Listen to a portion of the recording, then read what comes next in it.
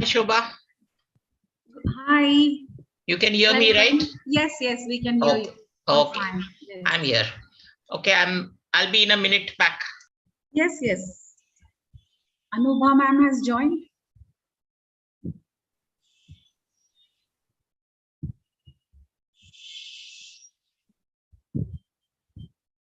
No, Anubha ma'am hasn't yet joined.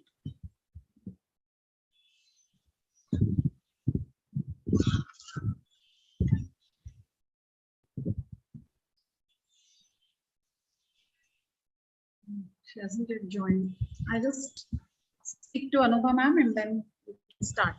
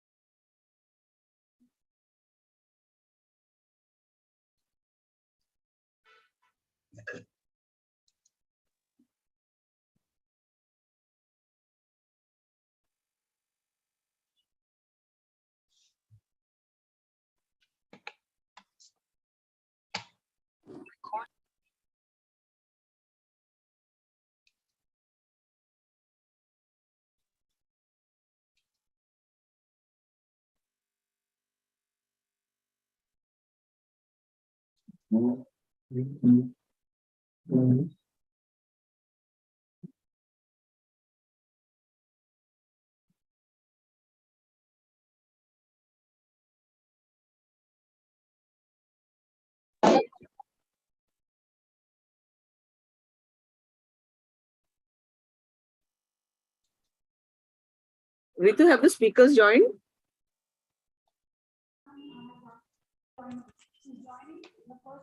She is joining, ma'am.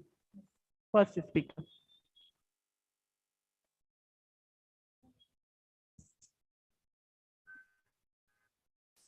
Morning, I'm Suniti. I have joined. Yes, ma'am. Good morning. Very warm Good morning, welcome ma'am. from all of us at Srimati P.N. Doshi College and AECED. Very warm welcome, ma'am. Thank you so much. Thank you so much.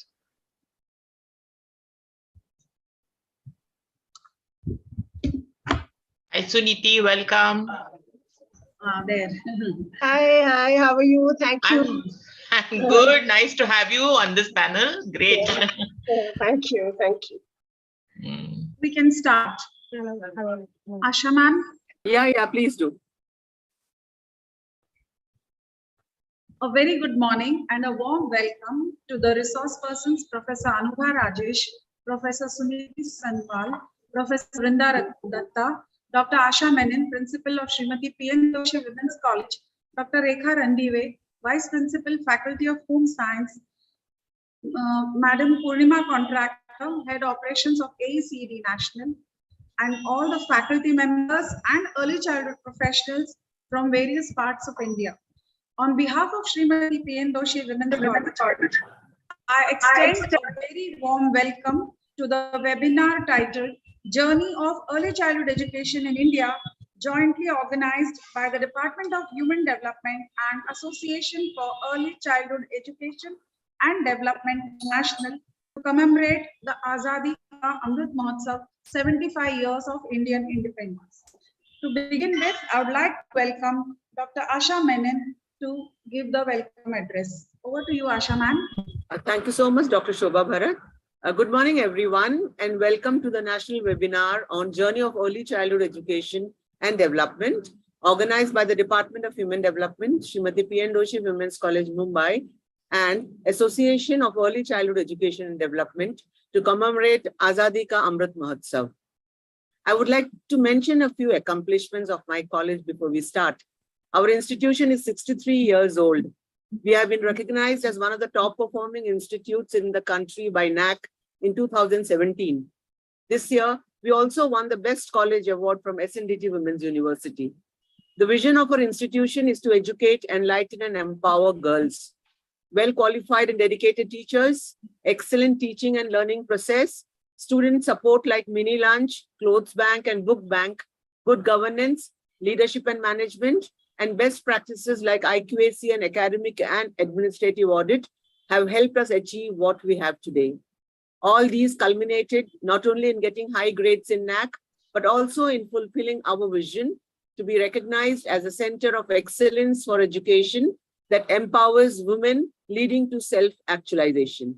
This year, we are also starting with MSc Human Development with specialization in ECCE.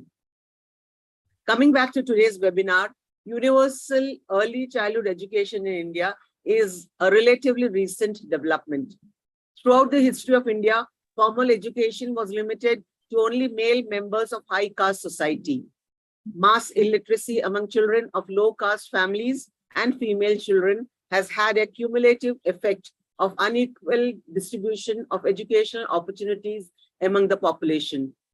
The conscious and systematic attempt to educate children from all sections of the society began in 1937 with the educational philosophy of Gandhiji. Gandhiji's basic education scheme was designed to set up free and compulsory education at the national level. Maria Montessori's 1939 visit to India implanted the foundations of preschool education in India, and teachers were trained in Montessori method of education. Her major books were translated into many Indian languages. Early childhood education has been a constant focus of all major committees and commissions established by the government of post-independent India. In 1953, the Committee of Early Childhood Education recognized the limitations of leaving total responsibility for early childhood education with parents and recommended inclusion of pre-primary classes in the existing Indian primary schools. The Committee of Child Care 1963-64 recommended a complete overhaul of preschool educational philosophy and principles to bring programs more into line with the needs of Indian society. In 1964, as we all know, the Kothari Commission of India recommended the establishment of state-level pre-primary education centers.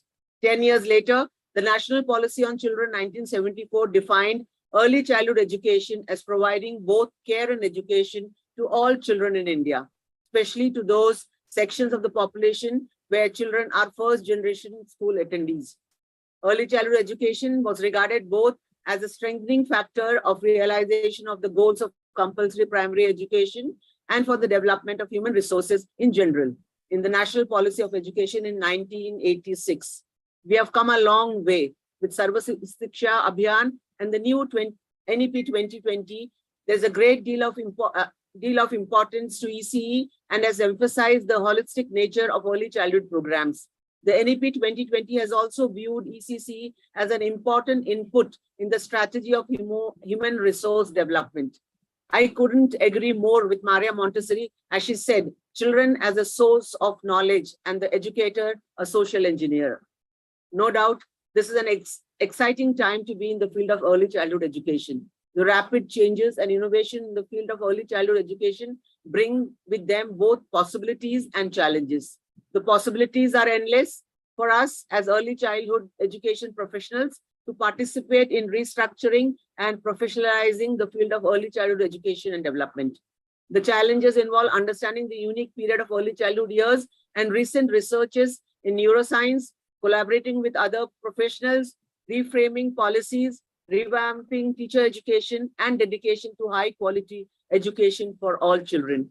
Without taking much of your time, I would like to welcome two very distinguished speakers, Dr. Anubha Rajesh, Chair Professor, Center for Early Childhood Development and Research, Jamia Millia Islamia, and Dr. Sunita Sanwal, Head of the Department, Elementary Education, National Council for Educational Research and Training. I'm eagerly waiting to hear from both the experts. I would also like to welcome AECD Office Bearers, Professor Vrinda Datta, President, AECD National, Mrs. Purnima Contractor, Head Operations, AECD National, and Ms. Rekha Menon, Treasurer, AECD National, for their valuable contribution in making this webinar a reality.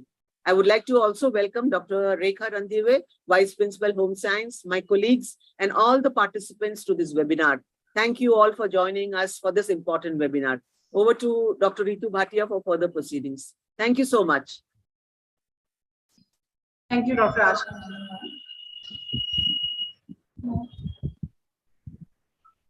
Okay. AECD, Association for Early Child Education and Development, is also collaborating with us to organize this national webinar. I would now like to request Madam Purnima Contractor, Head Operations of AECD National, to give us an introduction to AECD. Over to you, ma'am. Thank you. Grishma.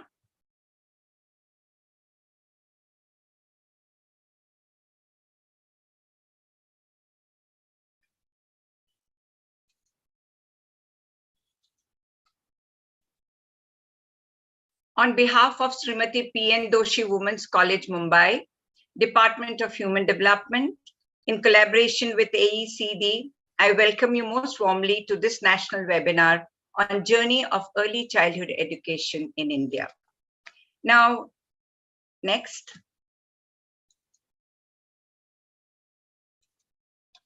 AECD stands for Association for Early Childhood Education and Development.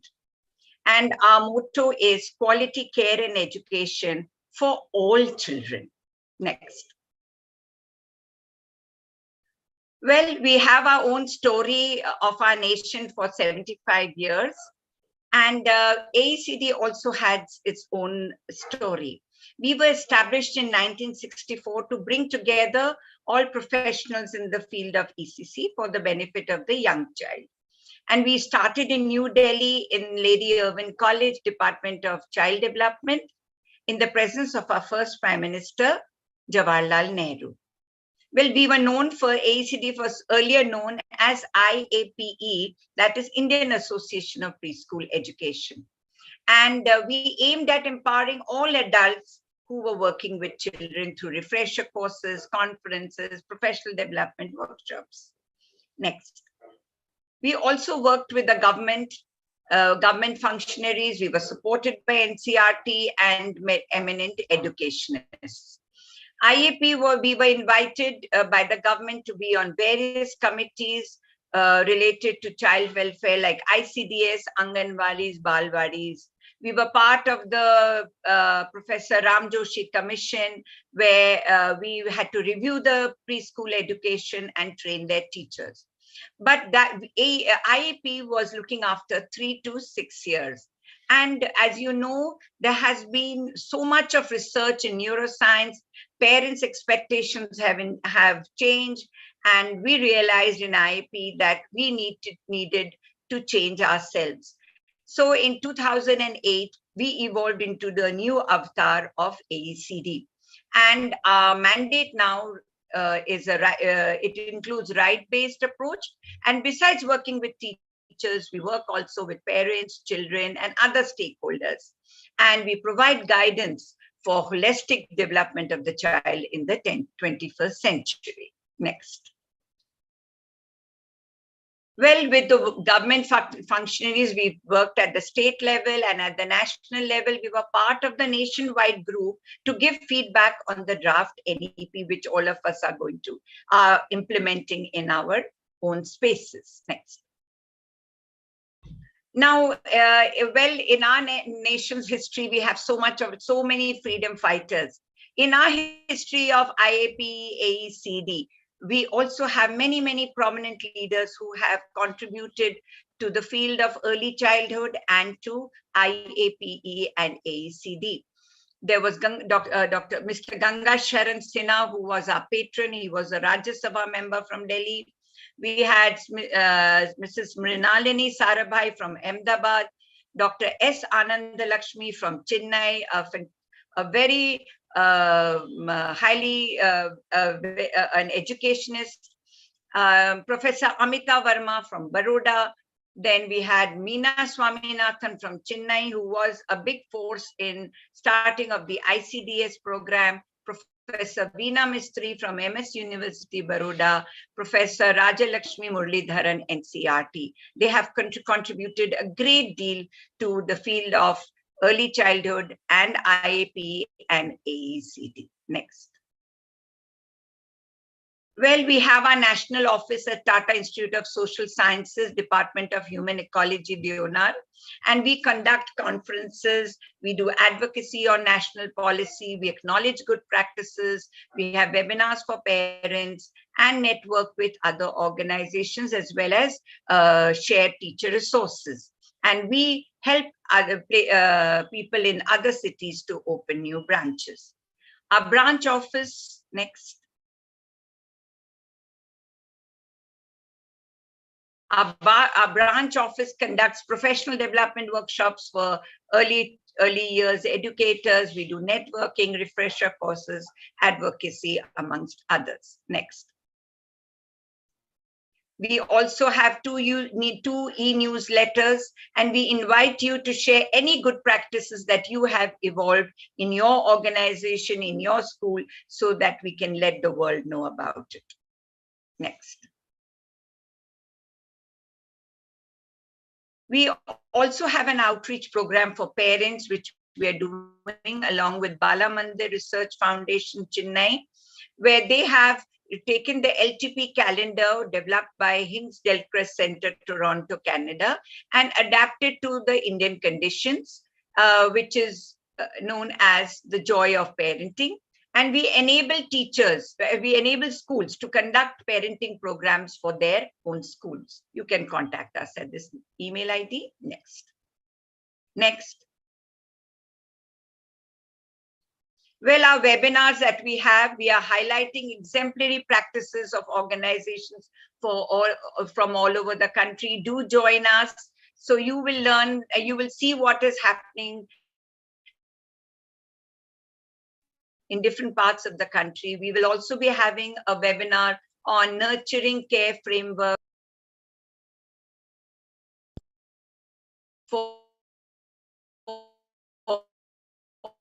on whole child approach, webinar on child. Next. Next. And our Mumbai branch is conducting workshops in Hindi for NGOs, and also workshops on learning strategies, social emotion learning, play corners, amongst others.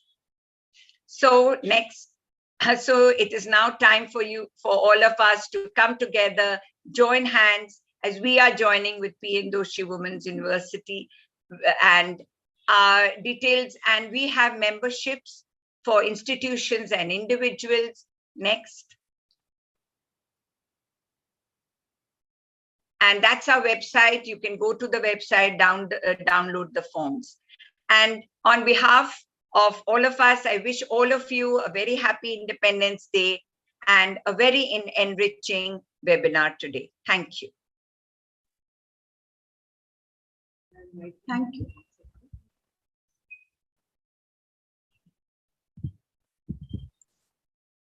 Thank you, Purnima ma'am, for telling us about your organization. It's a proud privilege to be associated with you today. Thank you very much, ma'am. Now I invite Dr. Shobha Bharath to give the concept note for today's webinar. Over to you, Shobha ma'am.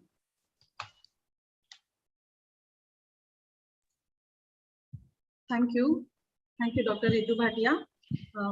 So let me move on to the concept note. The webinar titled Journey of Early Childhood Care and Education in India seeks to understand the concept of ECC in India and its development since the pre-independence era to the last 75 years in the post-independence times. Study of Indian cultural heritage indicates that traditionally the early childhood years, that is from prenatal to 5 years, were considered to lay the foundation for inculcation of basic values and social skills in children. Changing ecosystems due to urbanization, modernization, and other developments have led to different social realities for the youngest children of the country. Changing policies and ineffective implementation have led to a wide variety of programs which are largely not legal and following the developmentally appropriate practices. We are on the brink of a new era for the field of early childhood education with the implementation of the National Education Policy 2020, which recognizes the importance of foundational years. The resource persons, Professor Anubha Rajesh and Professor Suniti Samwal, will share their insights on both the history of ECC in India and the future pathway in the context of NEP 2020. I would now like to invite Dr. Ritu Bhatia to introduce the first speaker of the day, Professor Anubha Rajesh. Over to you, Ritu ma'am. Thank you, Dr. Shobha Bharath. It's a proud privilege to introduce our first speaker, Dr. Anubha Rajesh. Dr. Anubha Rajesh is a chair professor at a Center of Early Childhood Development and Research, Jamia Millia Islamia, Delhi. Dr. Rajesh experiences include technical contribution in developing guidelines and advocacy material in the area of early childhood development. She was one of the core group members of the National ECCE Curriculum Framework and Quality Standards for ECCE developed by Ministry of Women and Child Development. Her contribution also include developing the e-learning training material modules for the Anganwadi workers as a subject matter expert to UNICEF and MWCD. Dr. Rajesh also has extensive experiences in designing and conducting research and evaluations, providing technical assistance and program planning in the area of early childhood development and education.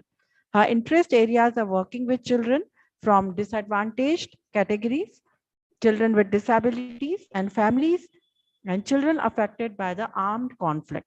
Widely traveled in India and abroad for research and presentation, Dr. Rajesh has several articles and publications to her credit. We are very happy and feeling proud to have you with us, Dr. Rajesh. Dr. Anubha Rajesh, we warmly welcome you for today's webinar. Thank you so much for giving us your time. Thank you, ma'am. Over to you, Dr. Shobha Bharath. Welcome, ma'am. Now you can take over. Do you need to be made the co-host? Good morning, everybody. And it's really a privilege to be a part of this eminent webinar. And I really look forward to talk about the history of the early childhood education in India. I'll just try, Dr. Shobha, and I'll let you know if I can present. I think so. I can share. So if everybody can. Yes, ma'am. We see can the see screen. it. Yes. Yeah, ma'am, it's visible. Thank you. Thank you so much.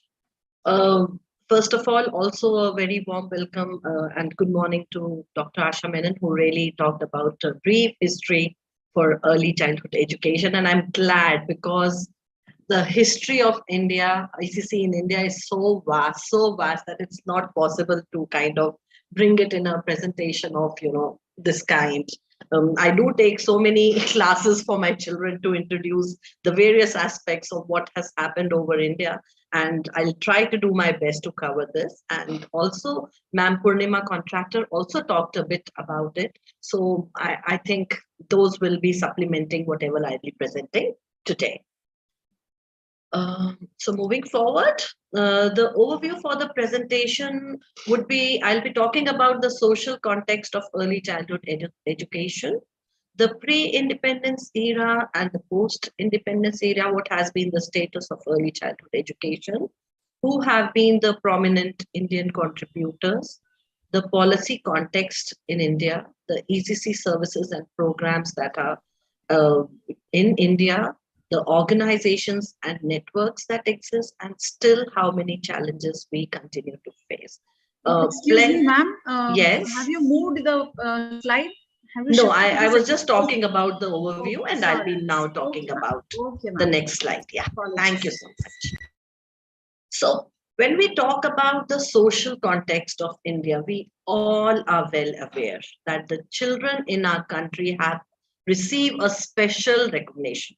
We celebrate the childhood, we care for our children, and many times we pamper them.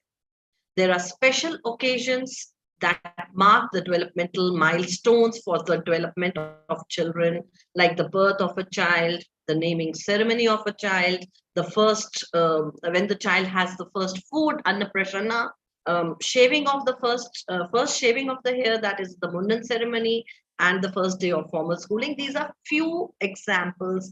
And we do know that if it's a male child, they are rejoiced and celebrated more as compared to a female child. But nevertheless, These are the special occasions that celebrate childhood. But when we talk about the past, when we talk about the history, we all understand that there are a wealth of traditional rearing practices. India being a diverse and a plural country, all over India, the various states have their own indigenous child rearing practices that are transferred from one generation to the next generation. And typically, the grandparents, the aunts, the uncles, they are the ones who kind of, transfer these practices from one generation to the other generation. They talk about various stories, they talk about lullabies, they talk about the traditional games that can be played with the children. And when we had the joint family system, we were really not in need for early childhood education systems. Children were well taken care at home with their near and dear ones. Everybody was a caretaker for the child, and the child had plenty of caregivers who also inculcated the values, the social skills, and these were the sanskaras that the child was growing up with. Recent shifts in the family structure have resulted in the disintegration of the joint family systems, which could be either due to migration or parents or families wanting to have independent units, maternal employment, mothers working outside. They all have resulted into the concept of early childhood education, where we typically are talking about not really the care, but more about the education aspect, which would be the preschool concept in India. So, largely my focus would be early childhood education, but we all, understand that early childhood education is incomplete if we do not talk about early childhood care and education, because it is a synergistic approach. Having a holistic approach would definitely ensure that we are able to translate our programs into quality early childhood education programs and help the child to develop to the best potential. And for that, we need that synergistic approach. So when we talk about the pre-independence era, we've actually seen that ECE was under the aegis of voluntary agencies and private institutions. Just as Dr. Asha Menon had mentioned that the visit of Maria Montessori in 1939 was a great influencer in ECE for India, we've seen that Gijubai Bhadekar and Tarabai Modak, they were the ones who established the Montessori system of education in Gujarat. Talking about, I've listed a few points and I would not go into details because I may not have all the wealth of that time. But yes, a developmentally appropriate curriculum, which included activities like storytelling, drama, games, activities for fine motor coordination. Those were the activities which really caught and held the interest. They sustained the interest of the children, and the teachers were trained to link the methods of this curriculum with the reality. And that was a very important component because children had to learn by doing. It was not the books that would help children learn, but it would be, really the experiential learning and the opportunities for children to play in the early childhood education centers that really help them to, develop their potential and move forward, get curious, explore, and strengthen their learning in all the domains. Children would want to come to schools. It was not that they had to be pushed into schools because they were interesting and meaningful learning opportunities. And irrespective of the caste status, all the children had to be, the schools were open for all the children and admissions could not be denied to all. So this was the philosophy which we kind of started with in early even 1920s at this time. We were really progressive. Yes. Ma'am, I'm so sorry. The slides are not changing. So I was still talking about Gijubai Bhadekar, so that's why it's not changing. Please do not worry. We have the first slide only, ma'am. You have the first slide? Yes, ma'am. Only the first Oh. slide right now for all of us. I'm so sorry. If you could get it to slide presentation and then maybe it will change. I'll just check it out. Just now a we minute. have got Ecc Independence era. Now we have got Okay. that slide. I'm so Yes. sorry. Then it doesn't make sense actually. So I'll just go back. I'll not repeat what I had said, although it's in the presentation mode. Now can we see ECP Independence era? Now we have gone to social context of ECE, ma'am. So I don't know why it's not moving. Then the screen is a little smaller. Now we can see it. Now we can see it. The pre-independence era? Yes, ma'am. Yes, ma'am. Perfect, perfect. And Thank again, if it does not move from here, Yes, then ma'am. please let me know. Excuse me, Thank ma'am, you so please put it on a slideshow. I have put it on slideshow only, dear. No, ma'am, it hasn't shown. It is. Oh.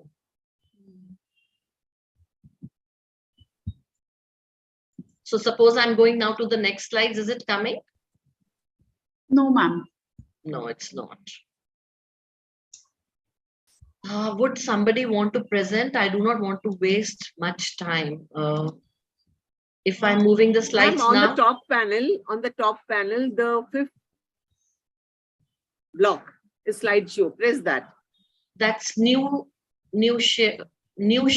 After home, insert, design, animations. Next is slideshow. In the top bar, ma'am. Okay. Okay. There, huh? The next one. Next to that. Next to that. Yeah. Yes, ma'am. So from the current slide, let me Yes. try that. I actually was taking a shorter route where the presentation shows slideshow at the bottom of the slide also, but maybe it's not that one. Does this make a little more difference? And are we seeing them move now? No, ma'am, it's not happening.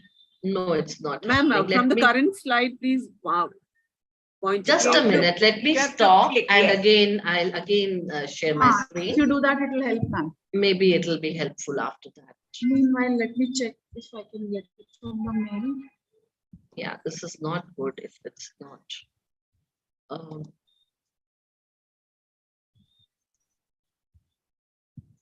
So can we see the movement now? You have to click on it. I'm clicking on it. It's not. If you can go to It's not moving. current slide, next slide, current slide. The I next did. icon. So Yes, from now press this on it. is- Click on it. I've clicked on it. No. I don't know why now it's not use the up and behaving. down arrow. You can use the up and down arrow next. I did try that also, but that also does not work for me. If somebody can present, let's not Yes, waste ma'am. much time. I think so, because I do not want to take the time for yes. See this? I have it ready on my laptop, ma'am. Can I share it? Yeah, the latest one, please. Yes, the latest one. Thank you. I'll stop sharing. I'm so sorry for this. No, that's okay. These technical glitches happen. I know. See, now you can see, ma'am. Can everybody Yes. see? Yes. Thank you. Thank you so much. That's why I felt that it is important that you should also have the part of the slide. So yes, when I was talking about, the early initiatives for early childhood education, Gijubai Badekar and Tarabai Modak were one of the beginning pioneers for early childhood education. The next slide, please. Next. Yeah. So if we do not talk about Mahatma Gandhi and Rabindranath Tagore, again, we would be, kind of having a vacuum, because they also had a good contribution to the field of early childhood education. Mahatma Gandhi's philosophy on pre-basic education basically was a period from conception to the age of 7. And see, at that particular time, thinking of a child's development from conception was really remarkable. Home was considered, his philosophy considered home as the first center for the child's education and learning. The centers, if required, were supposed to be, had to be something informal, atmosphere which was homely, It was something where the children would love coming to the centers and being with each other. A partnership between the teachers and the parents was envisaged. He suggested that preschool education should not be expensive because the main objective was that every child in India, irrespective of the status, the child from even a rural background, even a village, could attend a preschool program. He also talked about children being active, creative, playful, and teaching through the medium of play, which is very much, again, a developmentally appropriate strategy and what is well advocated for today also. An attempt was to develop efficiency, independence among the children. When we talk about Rabindranath Tagore, he emphasized spiritual training, where he cultivated the love of nature, sympathy with all the living creatures among the children. The intellectual development was strengthening, fostering creativity, free thinking, continuous curiosity that a child should always have, and the alertness to learn. The child had to have that kind of flexibility, freedom, so that the child could learn and move in a direction where the child's interests were seen. Mother tongue was again the medium of instruction emphasized by all the three pioneers I'm talking about, all the four pioneers I'm talking about, whether it was Gijubhai Parekar, whether it was Mahatma Gandhi or Rabindranath Tagore. They all felt that it should be in the mother tongue of the children. A library with books for children, drawing, art, and music for aesthetic development were emphasized by Rabindranath Tagore. Mahatma Gandhi, during his meeting with Maria Montessori, encouraged and emphasized that the education she was bringing from the West to India should be adapted to the Indian context, and we should not have the Western context in India. And that was something which was very appreciable, and it continues. The Maria Montessori teachings are now in Indian context, and that's how we progress further. The next slide, please. Moving to the ECC policy context in India, we started way back, and in 1974, we had the National Policy for the Child. This was the time when they wanted to aim at the protection, survival, development, and growth of the children. Then came in the Breaking Policy on Education in 1986, which viewed ECC as a crucial input for human resource development. This was the time when rote learning and the 3 R's were majorly discouraged, and the strengthening of primary education was through playway and activity-based approaches. India, being a signatory to CRC in 1992, further affirmed its commitment to the children of India. In 1993, we had the National Nutrition Policy. We've had a more recent one, which again was targeting to the high-risk groups. The National Policy for Empowerment of Women was also very important. We had women who had started working, and they had many of them were from nuclear families.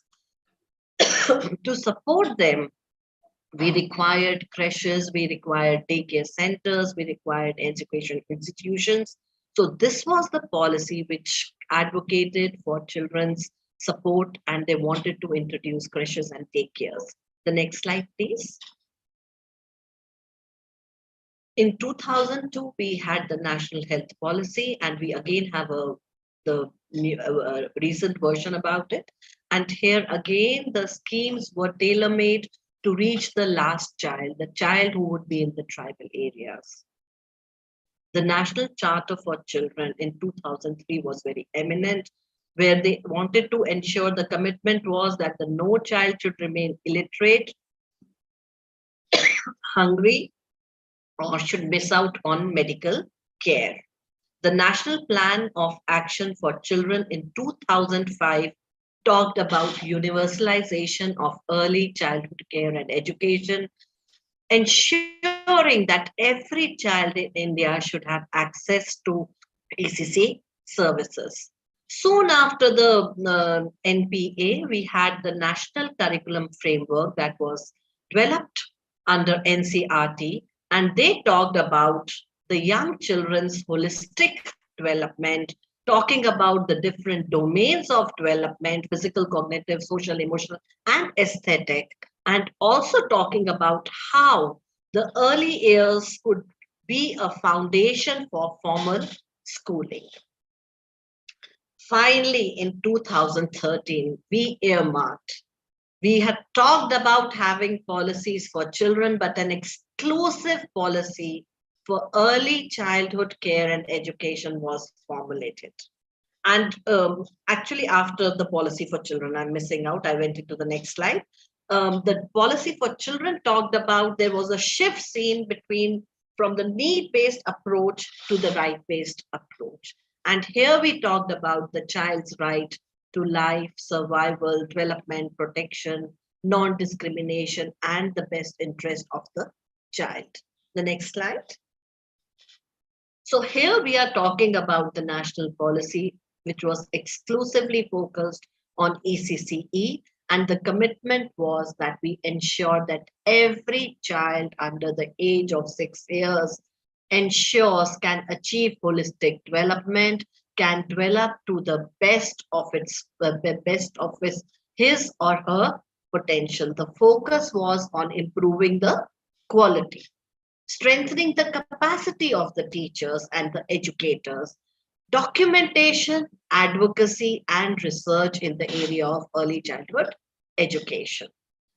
Followed by it was the development of the ECC curriculum framework in 2014, which again talked about early stimulation. 0 to 3 years is also a part of the early years. Learning starts right from the day of conception till the child is 2 years. We know that 85% of the brain development has already happened. So this was the time when the focus started on 0 to 3 years also. Then came in the India Newborn Action Plan in 2014, which was to prevent the newborn deaths, stillbirths in the country with strategic interventions. And it was inclusive that the intervention should go beyond care. We do not just want custodial care, but we want early stimulation and quality early childhood learning for our children, for our young children. The next slide, please.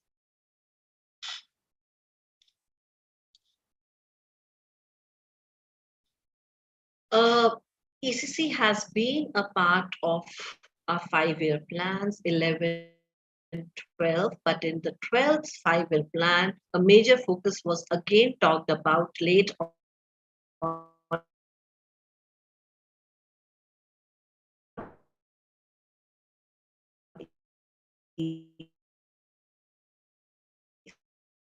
ECC, and they talked about the foundations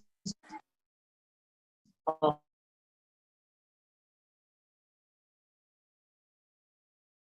lifelong development.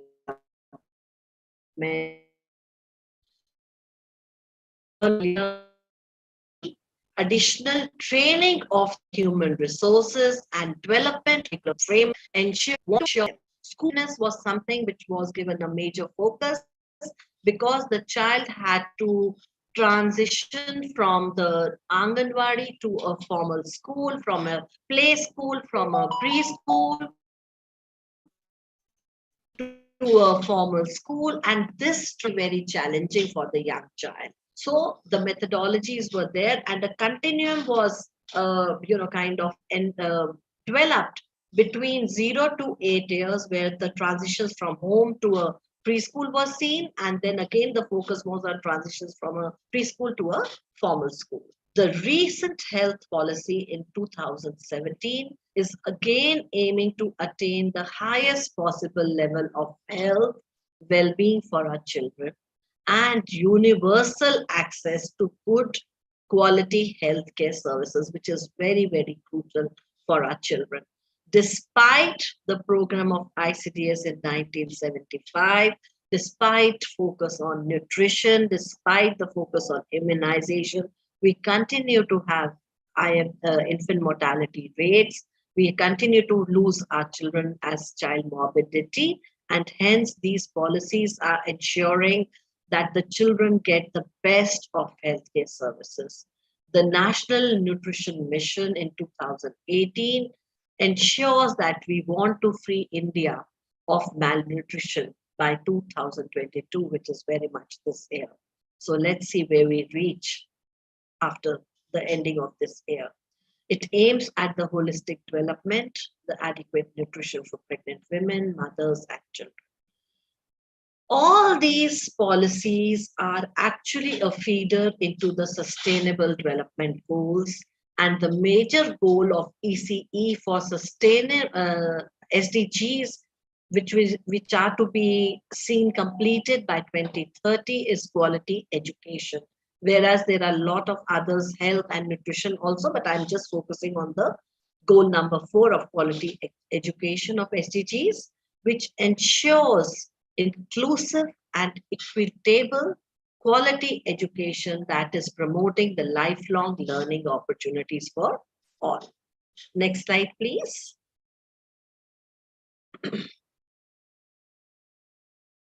So this is the very recent education policy which came in 2020, and the focus of pre-primary education was renewed. The focus on the foundation years that starts right from the birth to 6 years was laid down here, and I will not go into much details because Professor Suniti Sanwal is going to talk about it. What is our future? NCERT is in the process of developing the National Curricular Pedagogical Framework for 0 to 3 and 3 to 8, and I'm sure we get to hear about it from her. The ministries that will be responsible for ensuring the implementation of NAP 2020 would be the Ministries of Human Resource Development, which has been recently, given the charge of, looking at MWCD so that we are able to give our young children the best of facilities and services. The Ministry of Health and Family Welfare, and also we have the new inclusion of Ministry of Tribal Affairs so that we reach out to every child in the far-east areas to ensure universal access. The next slide, please. So this is a very beautiful diagram, and Dr. Villa Datta was definitely kind of associated with consulting and having some disturbance. Participants, please mute yourselves. Thank you. Yeah. So when we talk about the Ecc ecosystem in India, this is a very recent document in 2018 or 19, and very beautifully it displays the efforts of CSR, the international foundations and multilaterals, the HNWIs and family foundations, the impact investors and impact funds, which are providing the funds for our child and caregivers. On the right hand, we'll see that we have a ecosystem, a supportive ecosystem where we are ensuring that there should be research, there should be advocacy, and there should be firms that are evaluating that whatever we are delivering is leading to positive outcomes. We have consulting firms, we have multilateral organizations and networks which are seeing this holistic picture.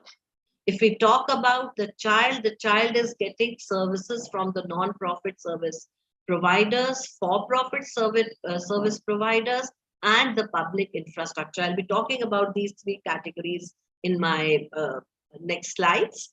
We have them as the implementers, and again, our ministries who are looking after this whole Ecc ecosystem. The Ministry of Tribal Affairs is missing from this diagram because that was a more recent input.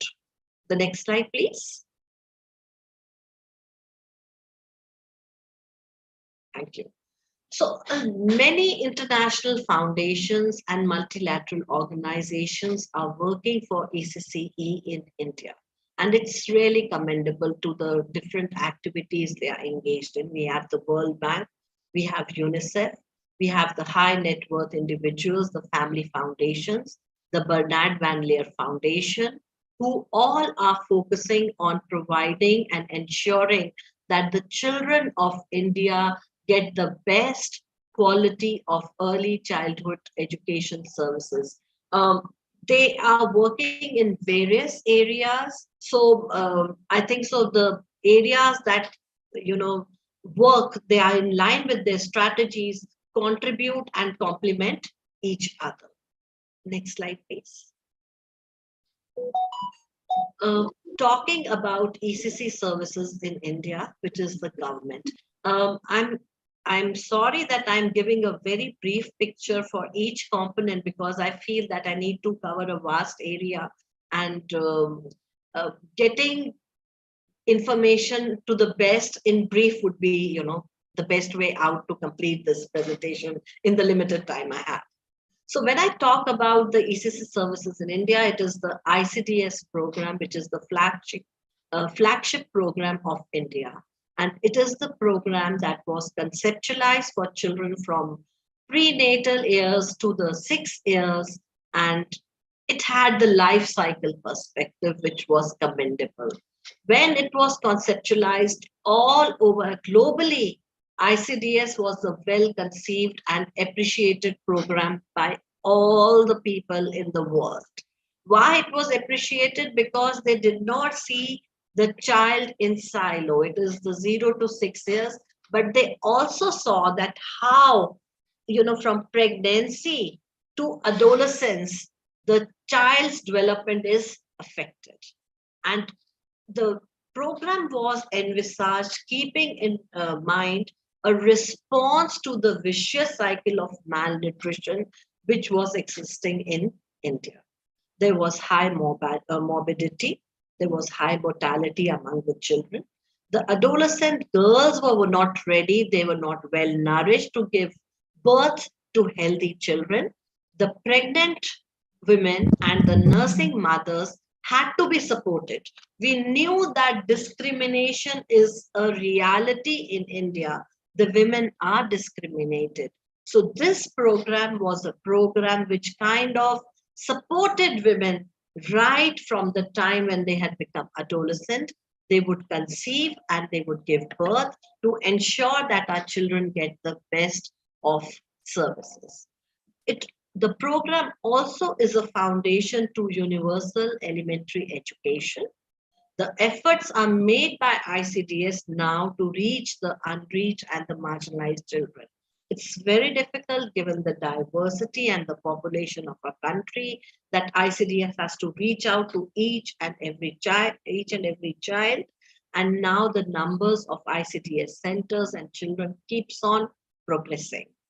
A service package is provided by the ICDS program, which focuses on the supplementary nutrition program for our children, the preschool non-formal education program, the nutrition and health education counseling, immunizations for our young children, the health checkups, and the referral services. The next one, please. A few more services from the government is the Rashtriya Bal Swasthya Karyakram, which focuses on the health of our children and also kind of has the objective to identify children with disability. So basically, they want to screen the children, identify the children at the earliest so that they can give in early intervention services, helping the children to not only achieve quality, but also reach their full potential despite their disability. The Integrated Child Protection Scheme is targeted at providing a protective environment for children in difficult circumstances and all the other vulnerable children. The most recent one, again from NCERT, the Samagra Shiksha Abhiyan, they want to envisage the school as a continuum right from the preschool to the higher education. They want to ensure that education is inclusive and equitable. And it is a critical component of Bharath, which focuses on children's emergent literacy, foundational literacy, and foundational numeracy skills. Talking about these programs that the government is providing matches very well with the nurturing care framework of WHO. WHO has recently talked about a nurturing care framework which talks about children's health, nutrition, responsive caregiving, early learning, and safety of the children. So most of these programs are aligned to give all these 5 crucial elements to our young children who are in the early years. Next, please. Moving from the government programs to the early childhood programs that are maybe supported by voluntary organizations and NGOs, they get their fundings maybe sometimes from the government, sometimes from multilateral, sometimes from different foundations. And a part of them, I have given very few examples. Some of the organizations which I have worked with are kind of existing here, but there are many more organizations. Please do not see this as a complete or a comprehensive list. They are just few examples. So Save the Children is an NGO which is working in 16 states of our country, and they work in the area of early childhood education. Along with that, child's protection, health, nutrition, humanitarian response. Very important. Child poverty and inclusion are also the areas of their work in early childhood education. The other areas are there, I'm not talking about it. Mobile Creches is another exemplary organization. It's a program for families who are constantly on move. They are the migration laborers, they are the construction workers, and after every 2 to 3 months, 6 months, 1 year, they need to keep moving. And we all know the conditions are deplorable. They do not have good places to stay, have support systems where the children can go. Mobile Creches from 1969 has provided creches and preschool programs, daycare centers, preschool programs for the children of the migrant laborers in vicinity to where they are located. The best part is that wherever a construction site comes up, Mobile Creches is there to support the community. Vikramshila Education Resource Society, although based in Calcutta, but has spread its work to various areas in West Bengal, Tripura, Assam, Bihar, Odisha, Jammu Kashmir. They also have contributed to the area of early childhood education. They have worked in training the teachers in pedagogy, Anganwadi workers with appropriate pedagogy, curriculum development, which is contextualized to the context where the programs are located. Having children supplementary learning centers, child protection, and during the pandemics, they reached out to the parents to support them, to ensure that children, if they are not going to Anganwadis or preschool centers, can be supported right at home, and they were empowering the parents to do activities with the children. The next one, please. Sesame Workshop India is again one of an excellent program, which is again a non-profit organization and supports children to develop to their full potential, again in their early years. And they also work in the area of health, education, nutrition, but they also take the help of media and reach out to a large number of children. So about 25 million children, and in 11 states, that's the kind of presence they have. Aga Khan Foundation is another organization which is working for early childhood education. They also emphasize on investing in human potential, expanding opportunities, improving the quality of life for women and girls. And one of their areas, early childhood education, is the priority areas among the 8 other thematic areas. And we also did an evaluation for Aga Khan Foundation. And what was the best part about Aga Khan Foundation was, they were not only building the capacities of Anganwadi workers, but they had reached out to the helpers also. Helpers also were included as a part of their training programs. So these were some of the examples from the voluntary sector. Moving on to private institutions, we know there are a number of preschools that are there for our children. They take in high fees. These are the feeder schools that, where the children, once they are a part of preschool program, then they move on to a formal program. Somebody wants to say something? We understand that we do not have a regulatory framework for preschool education or early childhood education in India. So some of these private institutions, some of these private schools may be excellent in the curriculum, in the pedagogies they are giving our children, but many of them could also be programs which are completely academically oriented, and they could be, whatever they are giving our children could be detrimental to their development, because the focus is that the child should be academically performing excellent, and the focus is not on the other domains.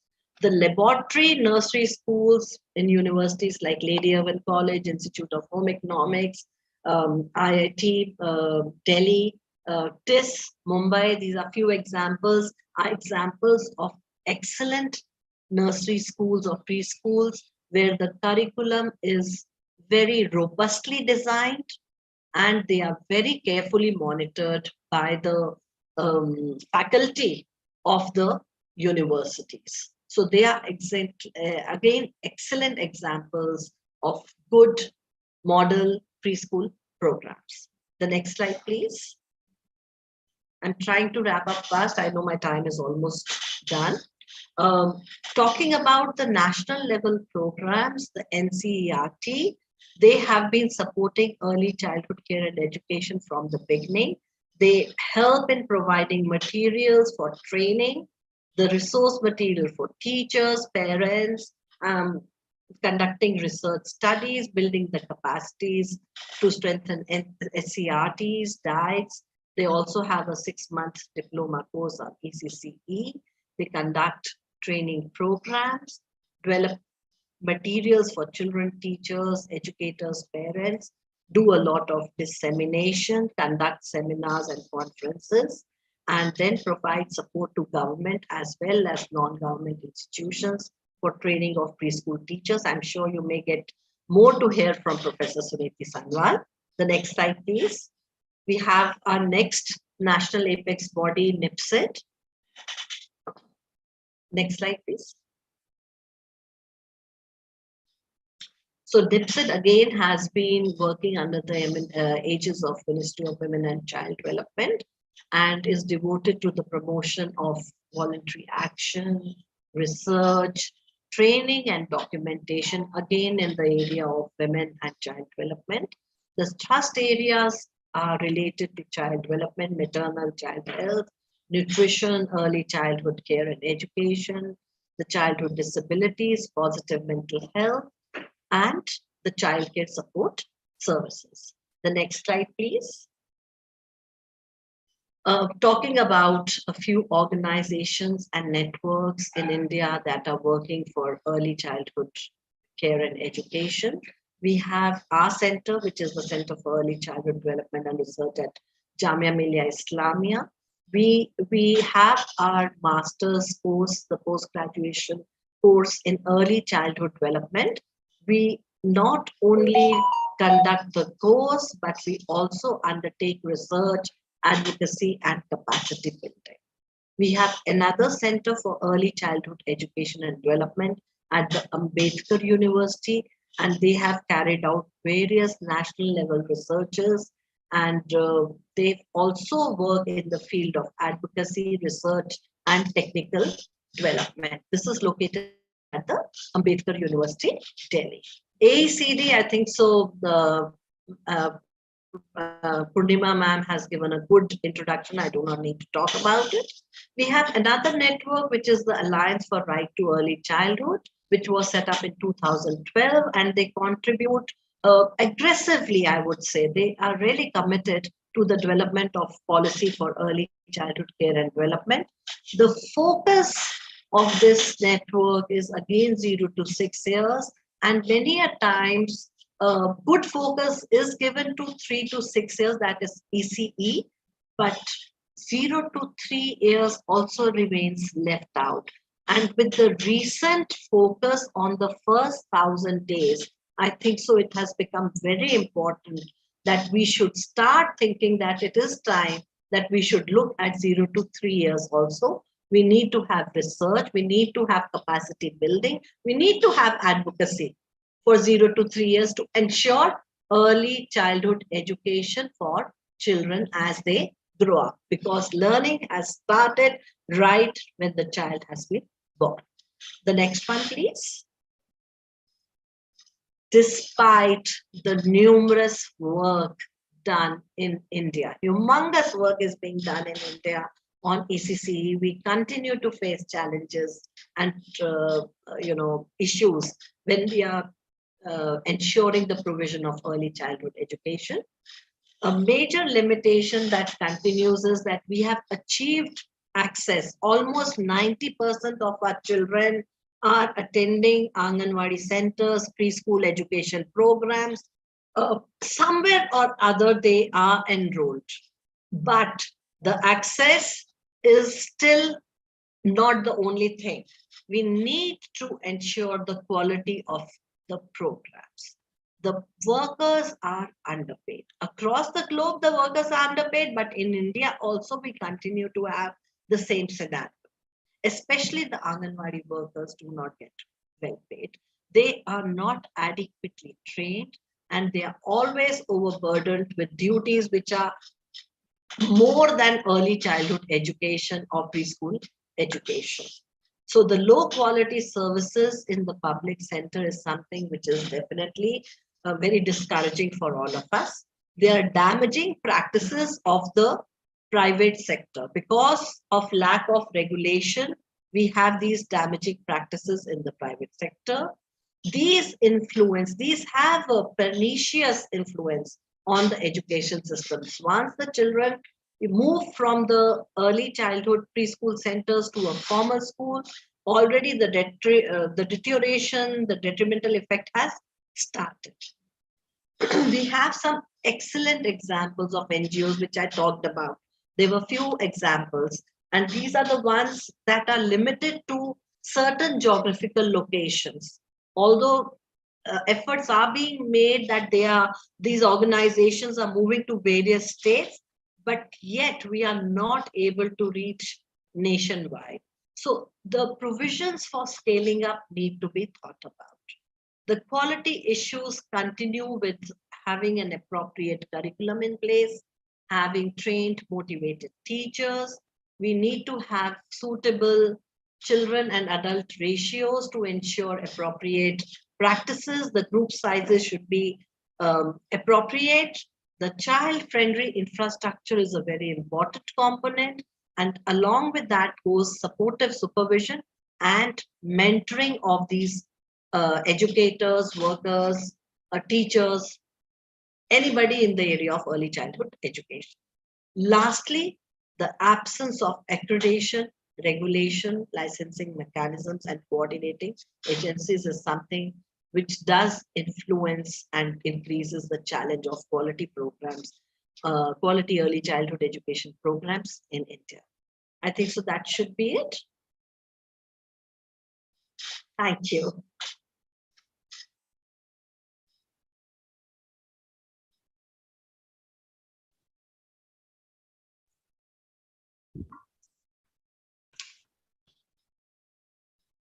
Thank you so much, ma'am. Thank you so much, Dr. Anubha Rajesh, ma'am, for enlightening us about the status and history of early childhood education in India. We will now invite our next speaker, Professor Suniti Sanwal, Head of the Department of Elementary Education, NCERT, Madam. we welcome you. And I invite my colleague, Dr. Shobha Bharath, to introduce Dr. Suniti Sanwal. Over to you, Shobha, madam. A very warm welcome, Professor Suniti Sanwal. Professor Suniti Sanwal has been heading the Department of Elementary Education at National Council for Education Research and Training since 2018. She has over 3 decades of experience working in the area of child development, early childhood education, and vocational education.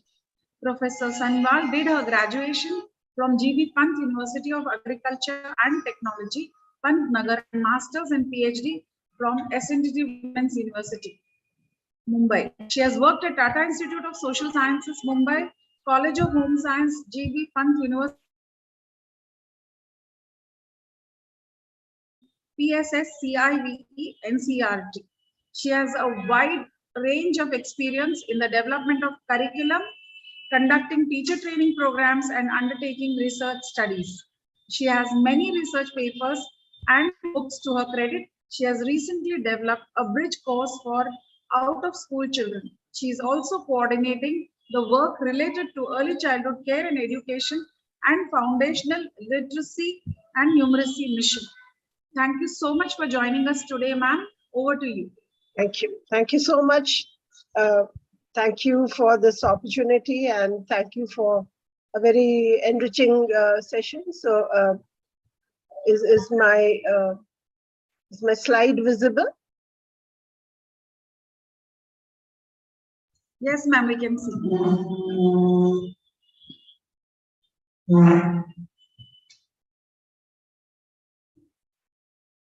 Yes. So today's topic is the pathway for the future in the context of NEP 2020. So I think before I talk about the future, I talk about the present and then talk about the future. So that is how I'll be talking. I'll be in the context of NEP 2020, what is the future status? And then how do we want to go further in the future? What do we want to do? I'll be highlighting that. So before, I mean, it's a very knowledgeable group. We all understand early childhood care and education. So, but briefly, I would want to start that what is the cognitive neuroscience informing us about child development? So we all know that it is the brain architecture is established early in life and support lifelong learning, behavior and health. So we know that the early childhood years are a very critical stage of development in terms of development of the brain. That is and not just the brain, for language, for peer social skills, for habit formation, etc. So for holistic development, it is a very crucial period. Then brains are built over time. Simple skills come first and more complex skills built on top of them. So this is, I mean, what we are trying to say is that it is actually these years are foundational. And if holistic development is not ensured during these years, children will have difficulties in future learning. So we have to understand that brain development is extremely important as it is foundational.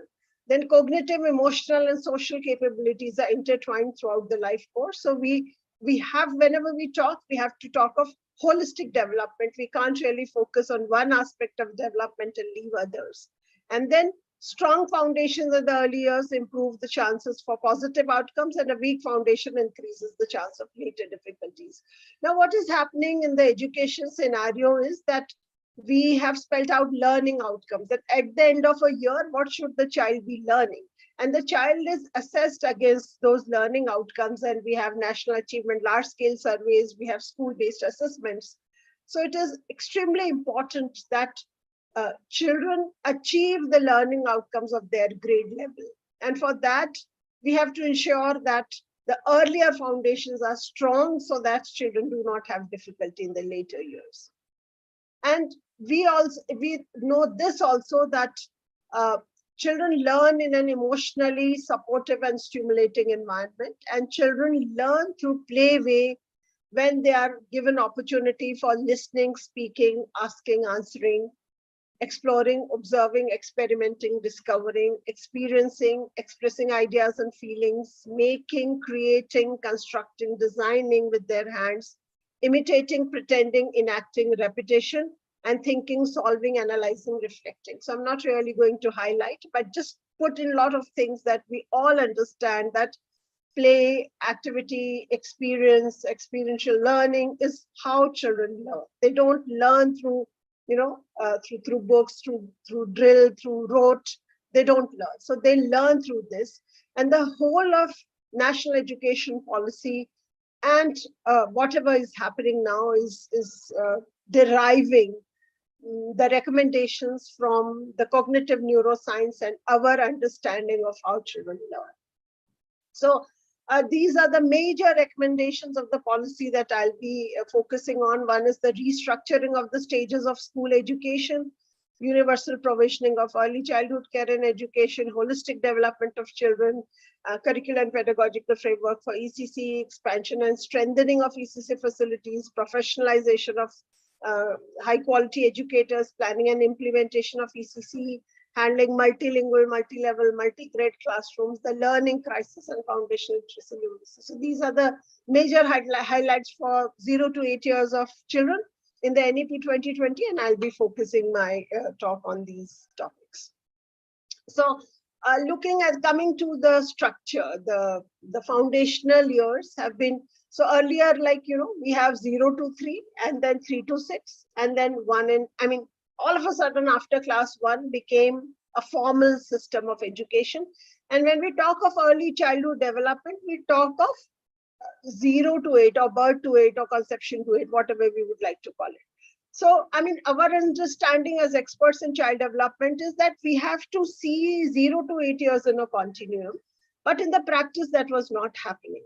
So a good thing that this policy has done is that they have said that the foundational years will comprise of 5 years, 3 years of preschool education and grade 1 and 2 as one stage of education. So 1 and 2 now comes down with the pre-primary education, so that a smooth transition and the same pedagogical approaches are can be used with children who are up to in grades 1 and 2. So this is how the bifurcation is: preschool 1, preschool 2, preschool 3. Is the policy is calling it as Balvatika, which is a literal translation of kindergarten. So then kindergarten is where we start talking of the readiness. So the first 2 years remain just foundational exposure, experimentation kind of a thing, and from here we start expecting that some kind of foundational learning and foundational numeracy start happening, and then grade 1 and 2. And the policy has said that school readiness, emphasizing the readiness bit, the policy has said that because we do not have quality ECC, universal provisioning for quality ECCE, therefore, till the universal provisioning is achieved, that is by 2030, this is for up to in the national mission. So it is up to 2026. Children, all grade 1 children will do a 3-month school play-based school preparatory module as a kind of a bridge course for pre-primary. So the opportunities that they have missed out on different domains of development, the experiences on different domains of development will be given in the first 3 months in grade 1. And under the Nippon Bharath, this 3-month school preparatory module is being called as Vidya Pravesh.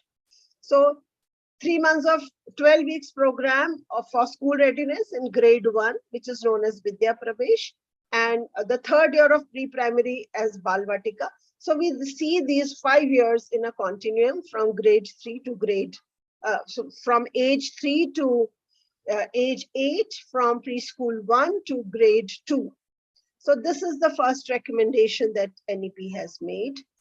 Now, highlighting the importance of brain development, NEP has recommended, NEP says that 85% of the child, and we early childhood educators normally make it to 90% of the child's brain develops in the first 5 years or 6 years.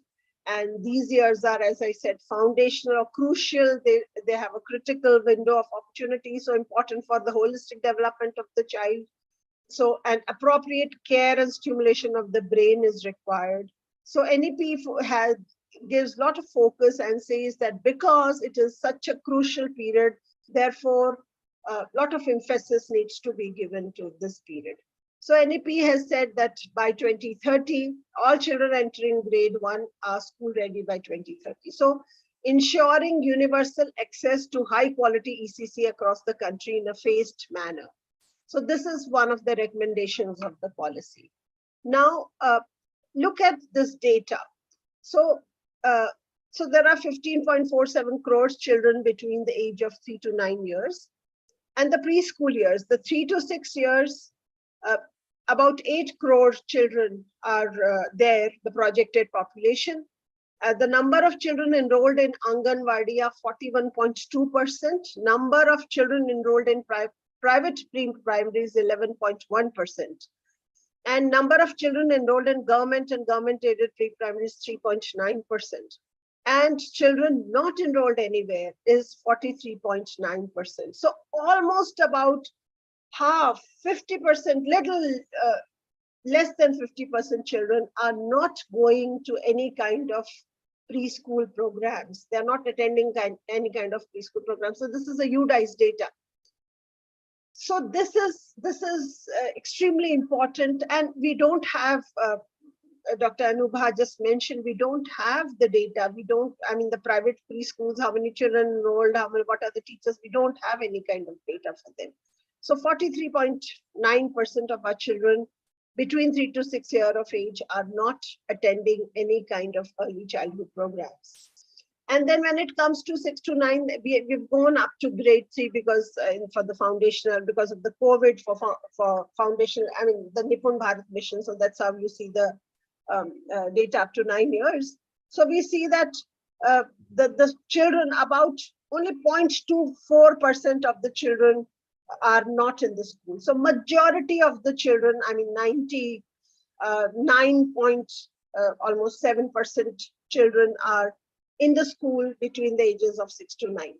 So this is a challenge, that how do we bring the children of 3 to 6 years of age who are not in the school system.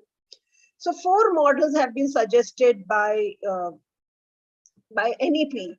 One is the pre-primary schools covering at least age 5 to 6 years, co-located the existing primary school, standalone preschools, Anganwadis co-located with primary schools, and standalone Anganwadis. So I will just talk about these here. So, you know, like when it comes to standalone Anganwadis, we know that the researchers are telling us that there is one Anganwadi worker who may not be very well qualified, not well trained in ECCE. They have a lot of registers to maintain, a lot of focus on portion, that is the nutrition bit of it. So minimal things in the name of ECC is happening in the Anganwadi. So it's just few rhymes, few ABCD or rote numbers and all. So minimal things are happening in the Anganwadis in general. So standalone Anganwadi they have this problem, but Anganwadis co-located with primary schools also have an issue. What is happening there is, you know, so in 2017, the Ministry of Education, the Secretaries of Ministry of Education and Ministry of Women and Child Development said that the Anganwadis which are close to the pre-primary school, they need to shift to the primary schools. Now, a community-based program, the Anganwadis, all of a sudden became a school-based program.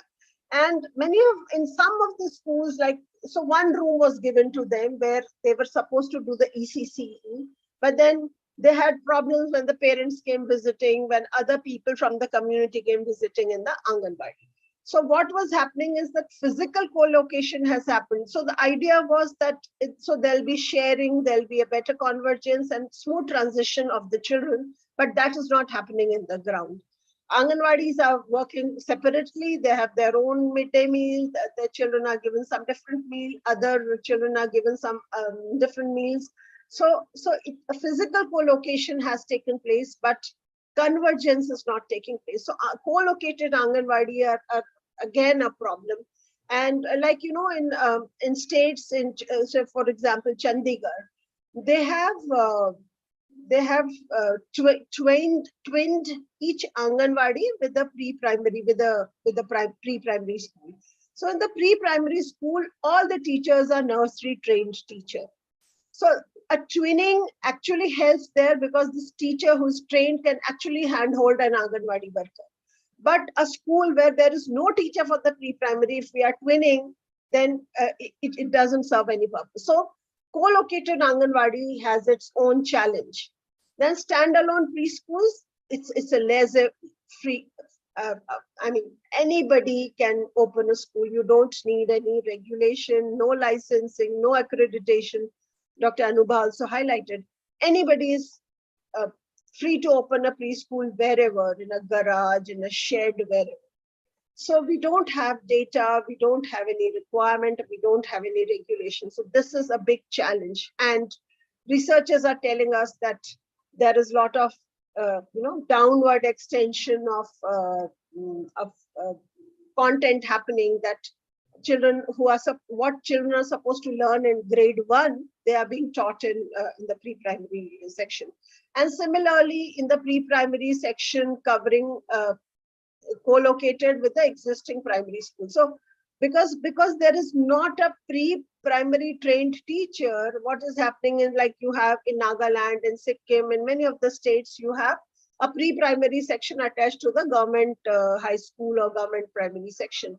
So the teacher, I mean, because all children are appearing for the unit test, for the half-yearly exam, the annual exam, a 3-year-old child is also supposed to follow suit. So a 3-year-old child or a 4-year-old child, I mean, 2 years of preschool education is there.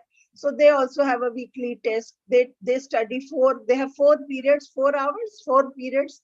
One is like in Sikkim, I'll tell you, it is English, Hindi, mathematics, and Nepali, with few rhymes and stories here and there.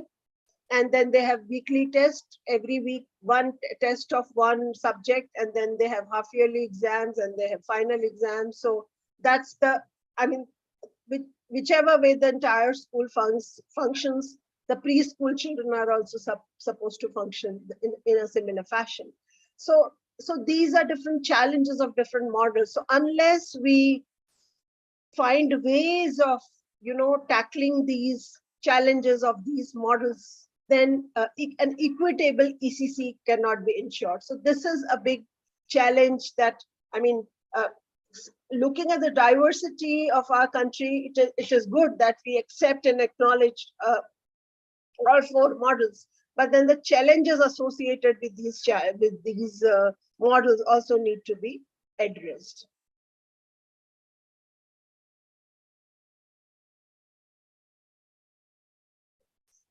So next thing is, we all know, we understand that holistic development of the child is extremely important to attain optimal outcomes in different domains. So we have known that language and literacy, creative art and aesthetic, social, emotional, physical, motor, and cognitive development. So we developed 2 documents. One is at the NCERT, one is the preschool curriculum, and the Nippon Bharath for foundational literacy numeracy. So we tried, because what is happening is the researchers are telling us that the preschool teachers understand the domains. They understand, like, what is a cognitive domain and what kind of activities are needed to be given for cognitive domain. But they do not understand the interrelatedness between these domains, or the interrelationships between these domains. So what we try doing in these 2 documents is we subsume these broader domains we created broader goals and tried subsuming these domains of development under those broader goals. So we gave three goals. One is children maintain good health and well-being. So physical and motor, socio-emotional, health, hygiene, nutrition, safety, everything to do with health and well-being was put under that broader goal. Then the goal 2 was children become effective communicators. And the oral language development, listening, speaking, and then reading and writing, all 3 domains, I mean, all 4 skills were put under goal 2. And goal 3 was children become involved learners and connect with their immediate environment. So the mathematical thinking, the scientific temperament, the environmental awareness, and the sensory development, all these kinds of domains were subsumed into the 3rd broader goal. But then, so we did that in two of our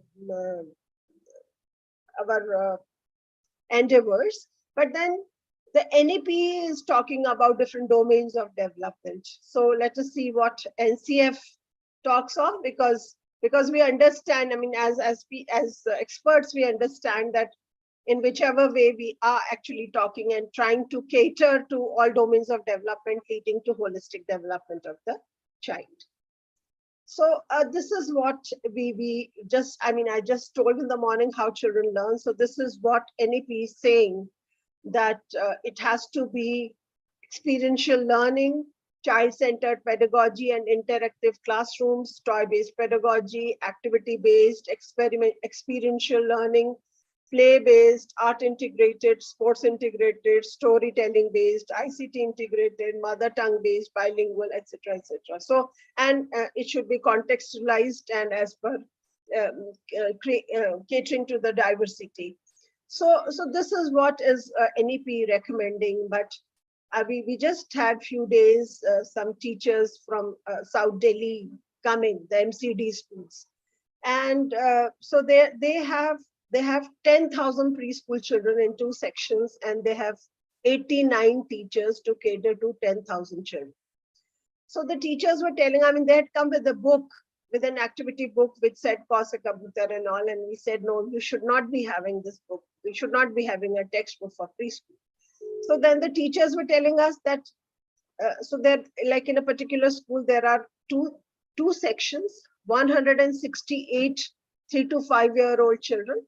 And because they have only one teacher and because they have only one class at their disposal, the teacher is supposed to cater to 168 preschool children in one class. So if that is the teacher, and they don't have a Aya exclusively. So if that is the teacher pupil ratio in the field, then all kinds of pedagogies that we say should be given to children and should the holistic development, it just goes haywire. So we have to, I mean, with all these things, we also have to ensure that the teacher pupil ratio should be appropriate. Then only developmentally appropriate things can happen. So a lot of challenges in the field. I'm talking from my experience and my interaction with people. And another important thing that NEP and all our national achievement surveys and the ASSERT and the Planning Commission, a lot of research has gone into it, and they're finding that our children are, especially in grade 1, 2, 3, 4, 5, I mean, as the grades increase, the performance decreases, that they are not able to read and do numbers as per their grade levels. And NEP has said that the rest of this policy will become relevant for those students only if the most basic learning requirement, that is reading, writing, and arithmetic at the foundational level is first achieved. So the NEP is recognizing that unless children learn to read and write, whatever is being recommended will not be applicable. So the highest priority of the education system will be to achieve universal foundational literacy numeracy in primary school by 2025. So 5 years is what the government has got to, re-energize the state and ensure that children learn to read up to their grade level. So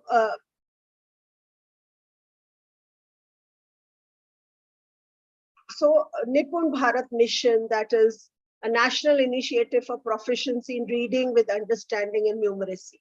That is the acronym. Mission for foundational literacy and numeracy was launched by the ministry on 5th July 2021. to create an enabling environment to ensure universal acquisition of FLN, and every child achieves the desired learning competencies in reading, writing, and numeracy at the grade 3. So this is a guideline, Nippon Bharath guidelines, which is available in the Ministry of Education's website. So it has two components. One is the administrative aspect as to how the states have to take this mission forward. And one is the academic aspect. What are we saying about foundational literacy and numeracy and assessment, etc.? So here, like there is especially in language learning, the Nippon Bharath says that we have to shift to balanced literacy approach, which NCERT up to now was doing a whole language approach. So that there is a shift. So a clear-cut guidance on foundational literacy as well as on foundational numeracy is given there. And another thing that this document gives is the learning outcome from preschool to grade 3 in a continuum, in an upward continuum, and these are spiral as well as these are progressive. So this document also gives you the learning outcomes in an upward continuum from preschool to grade 3. So this has been this is a document produced by the Ministry of Education, but the academic bit of it has been done by NCERT. And as I told you, Vidya Pravesh is what is recommended as a school readiness module in grade 1 till children achieve the foundational literacy numeracy. So this is a part of the Nippon Bharath mission. So 12 weeks, 3-month play-based module for children entering grade 1. And this is aligned to the learning outcomes of Balvatika, but we tried giving it in a continuum. So guidelines as to if the states want to develop their own Vidya Pravesh or whatever Vidya Arambh they are calling or whatever. I mean, if the states want to develop their own school-based preparatory modules, so how should they be doing? What all should be there? That kind of a guideline is there for the states to develop their own module. And we have also developed an exemplary module consisting of activities related to the 3 developmental goals. And then we have also given an assessment and some worksheets, some picture reading posters, etc. So we have also given an exemplar module. So here, I mean, what here again, Vidya Pravesh is, what is happening is the states are feeling that the policy says that it is because the children have missed out on the holistic development. So therefore 3 months of school readiness. But what states are doing is they're saying, "Nahi, 3 mahina agar bacha Vidya Pravesh padega, to class 1 ka padega." So they're not understanding that if you give the play-based experiences beforehand, then he's more ready to learn the class 1 content. So what they are doing is reducing the period of Vidya, that 3-month preparatory module, and focusing only on teaching of alphabets and numbers and all that, So that is also happening. So but the objective of this 3-based school preparatory module is to promote school preparedness in all children coming to grade 1 from diverse backgrounds. So for the first generation learners, etc. Then to ensure a smooth transition of children to grade 1, to provide play-based, age and developmentally appropriate learning experiences in a joyful and stimulating environment leading to holistic development, and to prepare children with the cognitive and linguistic competencies which are a prerequisite for learning to read, write, and develop number sense. So that is what we try and highlight, that no, you don't have to start teaching ABC 1, 2, 3, but whatever is prerequisite to learning for reading and writing. So focus more on oral language development, talk to children, give them more opportunity for asking questions, discussion, storytelling, field trip, etc., etc. But then that kind of understanding is not there. So that is also becoming a challenge. And then, assessment is again very important, because the way you assess your pedagogy depends on the assessment. So what is assessed is how we sort of, teach our children. Like If the focus is on writing ABCD, we start focusing on teaching of ABCD. So assessment for what? First, to identify child's strengths, needs, interests, preferences. Assessment for to potentiate child's performance is scaffolded through interventions, collaborate to solve issues and areas of concern, and contribute. So two kinds of assessment is there. One is the school-based assessment, which we all understand as continuous, comprehensive, observation-based, anecdotal record, etc., checklist, etc., etc. And one are large-scale standardized assessment. These are done at the end of grade 3 to assess whether the child has acquired the foundational literacy and numeracy skills or not. So two kinds of assessment here. One is a school-based assessment and one is a large-scale assessment. Now, teacher preparation is again an issue, and NEP has given these recommendations for teacher preparation. First is training will be mentored by the, so they are saying that for the Anganwadi workers, those who have a lower qualification, they will do a 1-year diploma in ECCE, and those who have +2 qualification, they will do a 6-month certificate program in ECCE. And their training will be mentored by the CRC of the School Education Department, and at least 1 monthly contact class for the continuous assessment. And all this training has to be through DTH mode, digital distance and DTH mode. And in the long run, state shall prepare cadres of qualified educators for ECC through training, mentoring, career, and mapping. So, so first of all, we have NCTE for the preschool teacher. I think the government norm is the NCTE 2-year diploma in preschool education, but it is not available to many of the states. So only 250 such courses are available in the entire country, and mostly on the northern side. So number one, we don't have many institutes which offer these courses. Then those who are on the job, it is not possible for them unless it is in a distance mode. Then we don't, like in Samagra Shiksha, though there are teachers, but then recruitment of teachers. So we have not said that one preschool teacher has to be there in the ECC trained preschool teacher is there. So a lot of issues with the teacher qualification and experience and salary, of course, in Anganwadis as well as in government preschools, the preschool sections of the government.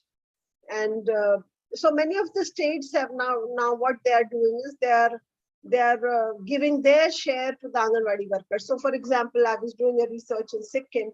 So 7,000 is what they get from the government, and 7,000 is what the state government is giving. So an Anganwadi worker is getting about 14,000 rupees a month, which is, I think, a decent sum. But the issue is that now children are not there in Anganwadis. Children are going to a private fee-paying private preschool because so in many of the states I have seen that this happening, that there is a preschool teacher, there is a helper, and there is another additional worker from Manrega, and there are just about 10 or 8 children in the Anganwadi because either they are going to a private preschool or like only if they are very small, not of the school, not below 3, maybe they are coming. But as they become 2.5 or 3, they start going to a private school, private preschool. So this is again a challenge that, and we don't even have now the government is trying to create a UDICE data for Anganwadi, for all children who are coming to an Anganwadi. So we don't even have that data as to how many children are there in an Anganwadi like we have for school education system. So these are some of the issues, the problems, and the recommendations. So what all has been, whatever the NEP has recommended, a lot of it has been done by NCRT, and we are in the process of doing few more things. So I'll just tell you what all has been done so far. So we have a Diksha portal, it's a digital resource thing.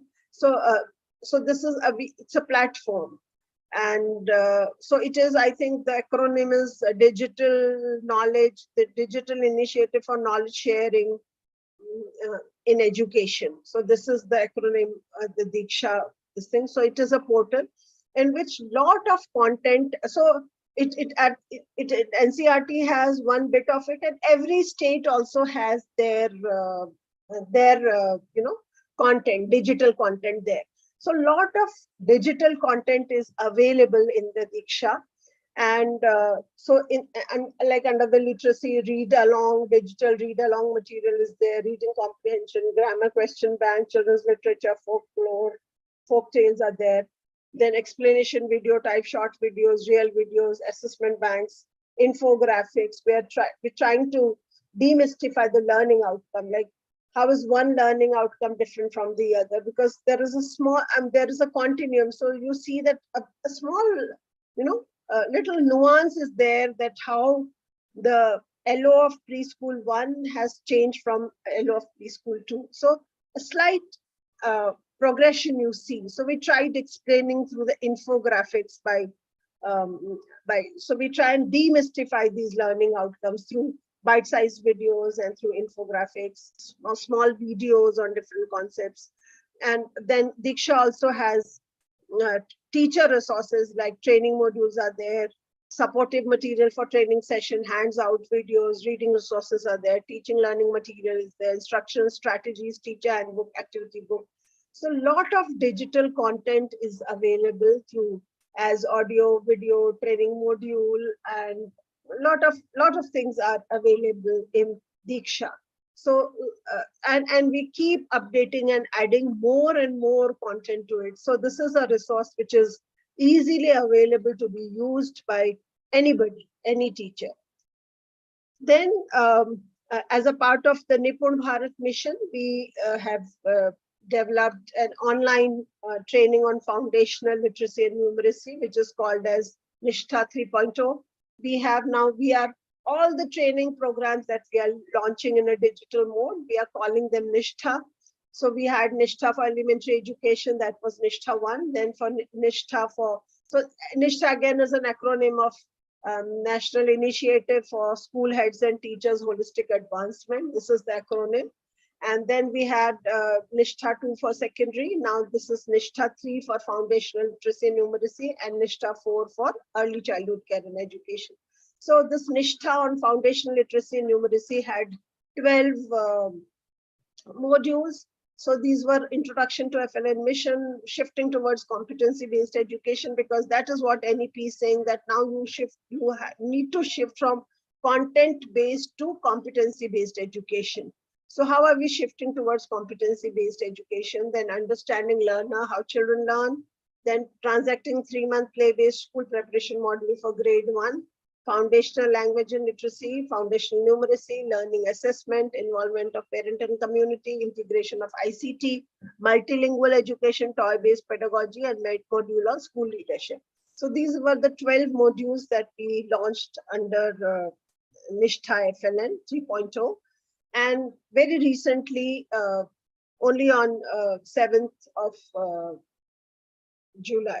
August, this Nishtha ECC was launched by the Home Minister. So here, this is a Nishtha training on ECC for the master trainers. And this has 6 modules. One is significance of early years, planning a play-based environment, play-based activities for holistic development, partnership with parents and community, school readiness, and birth to 3 years, early identification for intervention of special needs. So now what has happened is, after NEP, because we thought that our mandate is only from 3 to 6, once this children start coming to the school system. But after NEP, we are mandated to work for 0 to 3 also. So now we are creating a continuum, not only from 3 to 8, but also from birth to 8. So now, after this, so in this Nishtha ECCE, we were asked, I mean, traditionally we don't do, but we were asked to develop a module for 0 to 3 and early identification of disabilities. And similarly, in the national curriculum framework that NCERT will be developed, the policy is saying that it will be developed in 2 parts, from one sub-framework for 0 to 3 and another sub-framework for 3 to 8. So we have sort of started including 0 to 3 in all our efforts, so that the upward continuum starts not from 3 years onwards, but from birth onwards. So I told you about this Vidya Pravesh guideline and Vidya Pravesh module in English and Hindi. We have translated. We still need to upload that, but English versions are available in NCERT's website. So we are done with these modules and guidelines. And then 6-month certificate course in ECC and 1-year diploma course in ECC for the Anganwadi workers. We were supposed to develop a curriculum pedagogical framework, and we have done these training programs, and we'll be giving it to MWCD for vetting, and then whosoever, I mean, as the government decides, either NCERT or MWCD can run these courses. And then one very important thing that NCERT is doing is developing a national curriculum framework on early childhood care and education from 0 to 8, as I said, in 2 sub-framework, one for 0 to 3 and another for 3 to 8. So earlier, like whenever a national curriculum framework was developed, it was developed with after a lot of consultations with SCRTs, dietes, experts, academicians in the field. And then it was given to SCRT. I mean, once the draft was ready, it was given to the states to include their inputs and all. And then it was shared with the public. And then, it used to be floated. But this time the government thought that it is better that we do a bottom-up approach. So the NCF was first developed by the SCERTs. Every state SCERT developed a position paper on early childhood care, on ECCE. So state curriculum framework were developed. So they were supposed to do district consultations, and a mobile app was given where they needed to take that survey from general public, from parents, from experts in the field, from Anganwadi workers, from MWCD. So mobile app-based survey, district level consultation was done by the states to create the state curriculum framework.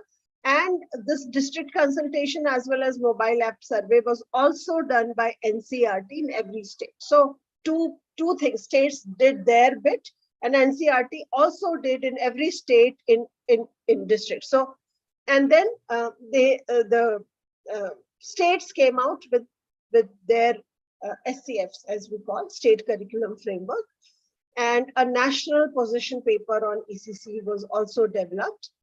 And now, based on all these inputs, the state curriculum framework, the district level reports, the mobile app survey, and the focus and the position paper at the national level, now the NCF ECC is in progress. So we are developing the national curricular framework for ECCE into subparts, as I said. So it is under process. Now we are also developing a guideline on toy-based pedagogy. So we heard the Honorable Prime Minister say in one of the Mann Ki Baat that toy has sort of all Chinese toys have taken over our indigenous and local toys. And we have to bring back toys in the lives of our children, our toys, local toys, indigenous toys. So we tried, we have developed a guideline on toy-based pedagogy as to how toys can be paired with different subjects and can be paired with different learning outcomes, and how through fun and play the toys can be used in the classroom. So we are developing a guideline. Then the NEP also talked about the assessment, that it has to be a 360-degree assessment, and a holistic progress card needs to be developed. So we have, when NCERT set the continuous and comprehensive evaluation, CCE, what was recommended in school education systems, but it did not work there because the teachers could not understand that. So we are also developing a format for holistic progress card, right from preschool to grade 12. Then, as I explained, infographics and bite-sized videos to demystify the learning outcomes are being developed. They are uploaded in Diksha portal.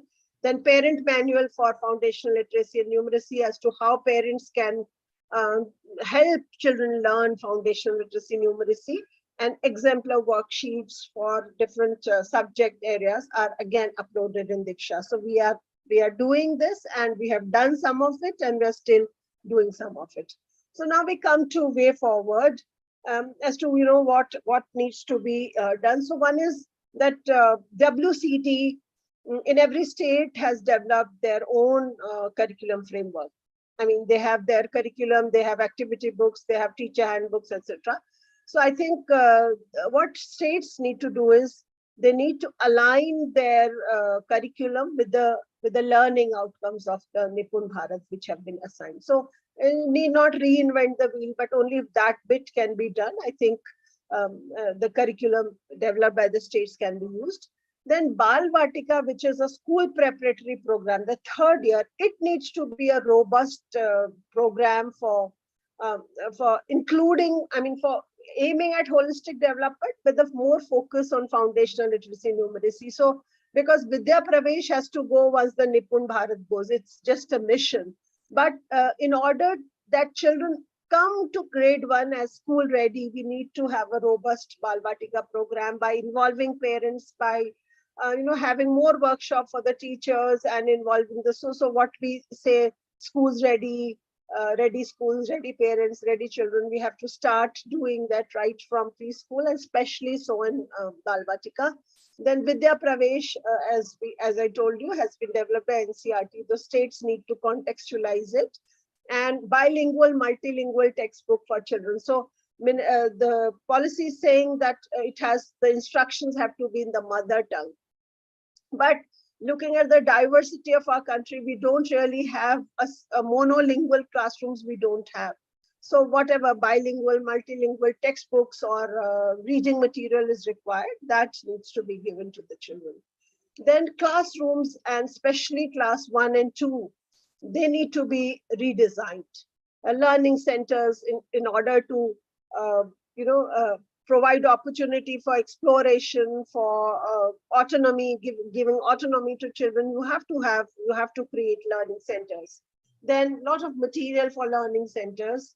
Then child-sized furniture, durries, etc. Then age-appropriate storybook, comic book, picture book, big book, graded language books, bilingual books, posters, factual informative book, etc. So a lot of material needs to be there in the classroom so that children get an opportunity to bond with books. Then, as I highlighted that in the co-located Anganwadi, and because there is 0 to 3 is being taken care of by education, and 3 to 6, and there is an Anganwadi, and so a lot of convergence and has to happen between the two ministries, right from the top till the ground level, especially so in the co-located Anganwadis, as there are a lot of issues. So what the states need to develop guidelines for effective convergence. Then adequate infrastructure needs to be ensured when there is a co-located classroom. Then academic support by teacher in charge, CRC, BRC to the Anganwadi workers. Then sharing of resources or organizing common events for foundational years. Because if that is not happening, then smooth transition and linkages are not happening. If that is not happening, what was the need to shift the Anganwadis to the school premises? So all this needs to happen, and then develop institutional capacities. This is what is very important. Then parent and community involvement becomes extremely crucial, because as child development experts, we know that that when we talk of readiness, we talk of ready parents. So parents and community needs to be in the loop when it comes to young children. So short videos guiding parents on various participatory activities. So many of the parents, they don't know what to do with their children. So short videos, then handouts on various topics, newsletters, and then orientation of the parents, and also involving volunteers in the ECC and FLN program, creating a parent resource center. So in Karnataka, they have created rural libraries where community people are reading to children. So such initiatives are required, and panchayats have to take a proactive role here. Then, of course, training of teachers and Anganwadi workers, and developing teacher learning material for all those, toy-based pedagogy, art and sport integrated stories and music-based, local folk tales, rhyme songs, cultural connect and diversity, and using knowledge from science of reading, writing, and learning numbers, use of ICT, digital resources. So, and they also need, the Anganwadi workers and teachers also need hand-holding and mentoring. So creating a pool of master trainers is important. And then focusing on early identification of children with special needs and classroom adaptations for inclusion. I think these are more areas. Then, of course, mentoring support for BRC, CRC, they can handhold only when the BRC, CRC are trained. So that is what we are trying to do through Nishtha ECC. We are trying to create a pool of master trainers in every state. Then monitoring of the ECCE program, regular monitoring, need assessment, further training, etc. is really required, because we have to ensure that in a spiral curriculum, we have to ensure that children achieve their learning outcomes at the grade level. Then, of course, regulatory framework for ECC, and especially the private preschools, and a lot of seminars, conferences, webinars, workshops, etc. as we are doing to share knowledge and information, etc. needs to be done. And research, evaluation, and documentation, all both longitudinal as well as short researches on this area are required. So that's all from my side. Thank you so much. Thank you so much, ma'am, for that wonderful session and sharing your thoughts and insights into the pedagogy of EC, highlights of NEP 2020 for the foundational years, the present status of children in early years, Nippon Bharath mission guidelines, and different strategies that we need to take in order to enhance the quality of EC in India, and strategies such as empowering teachers and new initiatives that are required. There were a lot of wonderful learnings, and certainly there is immense hope for the field, considering all the initiatives that especially NCERT is taking and trying to include the state level. Especially like the fact that the national curricular framework is beginning from the grassroots level and then going on to the national level. So thank you very much, ma'am, for those insights. We will now move on to the concluding session. I would like to invite Professor Vrinda Datta to give the concluding remarks. A brief introduction of Professor Vrinda Datta. Professor Vrinda Datta is an academic and education sector consultant. She has contributed immensely to the field for 3 decades as a professor in prestigious universities like Tata Institute of Social Sciences, Mumbai, Ambedkar University, Delhi, and SNDT University, Maharashtra, Mumbai. She has spearheaded many pan-India projects related to early childhood development in partnership with national and international organizations. Professor Datta has made significant contributions to early childhood workforce development by supporting the government and other organizations in developing teacher education content and pedagogy, and also enhancing the quality of teacher education and professional development. As the president of National Association for Early Childhood Education and Development, she has led the organization to advocate for quality programs for all children and develop competencies and standards in teacher education. Professor Datta has been a Fulbright scholar and a global leader from India for World Forum Foundation. Thank you so much for joining us, ma'am. Over to you.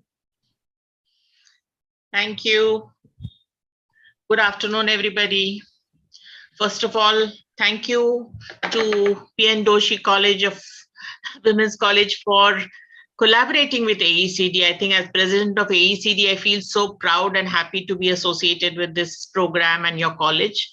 And it has been so wonderful listening to these two eminent speakers, both Dr. Anubha Rajesh and Dr. Suniti Sanwal.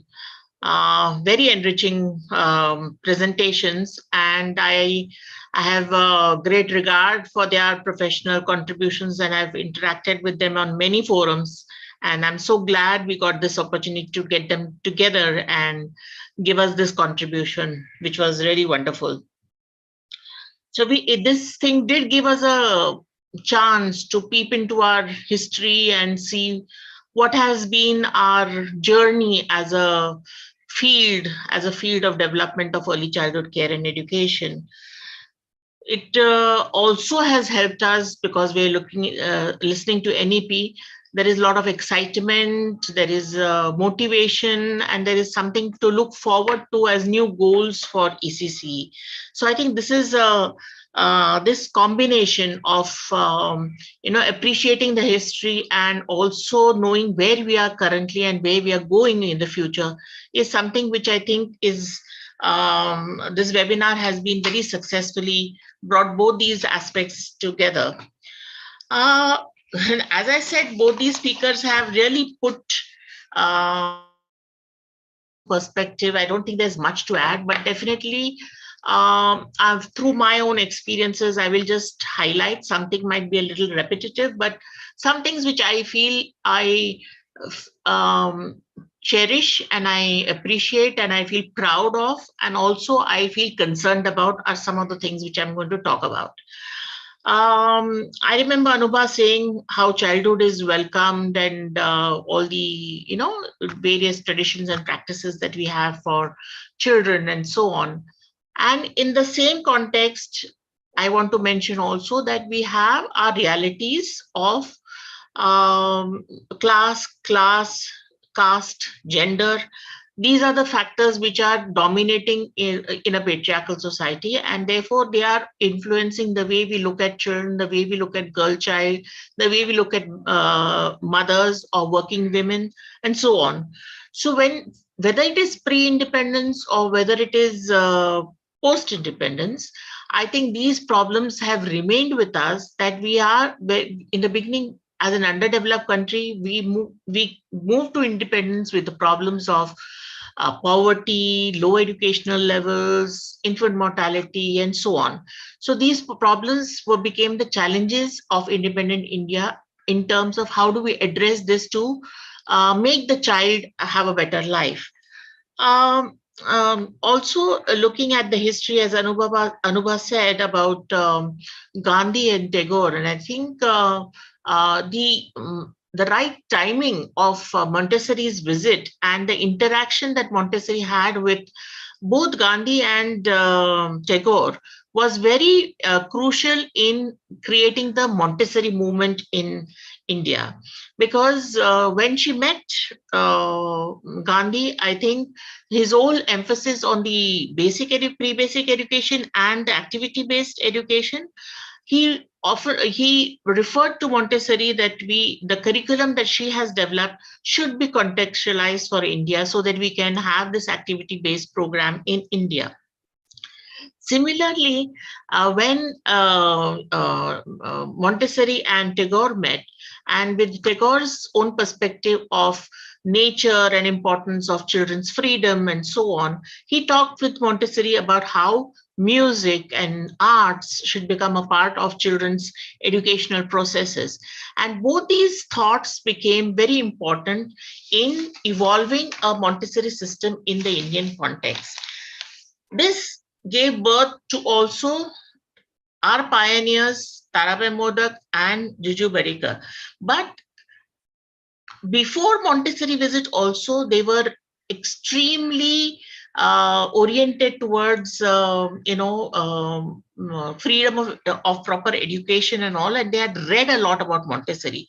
So when Montessori actually came into India, they really became her followers, and you have the systems established by them. And I think that is the starting point of early childhood education in India in a strong ways. I want to mention here about Anutai Wagh, which is one of the what do you say, a woman who on her own, she was supported by Tarabai Modak, but on her own moved to Kosbar Hill to work with the tribal children for early childhood education. And she also followed the principles of Montessori, and she but based it on a very contextualized curriculum for tribal children. And I think I am very fascinated, because as students of early childhood, we did visit Kosbar, and it was fascinating to see the way nature has been used in the curriculum, because children are so familiar with the nature, and how that is brought into the school in terms of education. And the training programs, we were observers in the training program, so beautifully done in the rural setting. So it stays in our mind that such contributions at an early stage of our system development, I think that contribution is very strong. So all this basically tells us that voluntary sector and individuals are very big contributors to the early childhood field in the beginning of our independence, pre-independence and post-independence. Before the government started looking at early childhood, but from a perspective of child welfare and child development in the sense of health. It was not so much in terms of education or Balwadi education.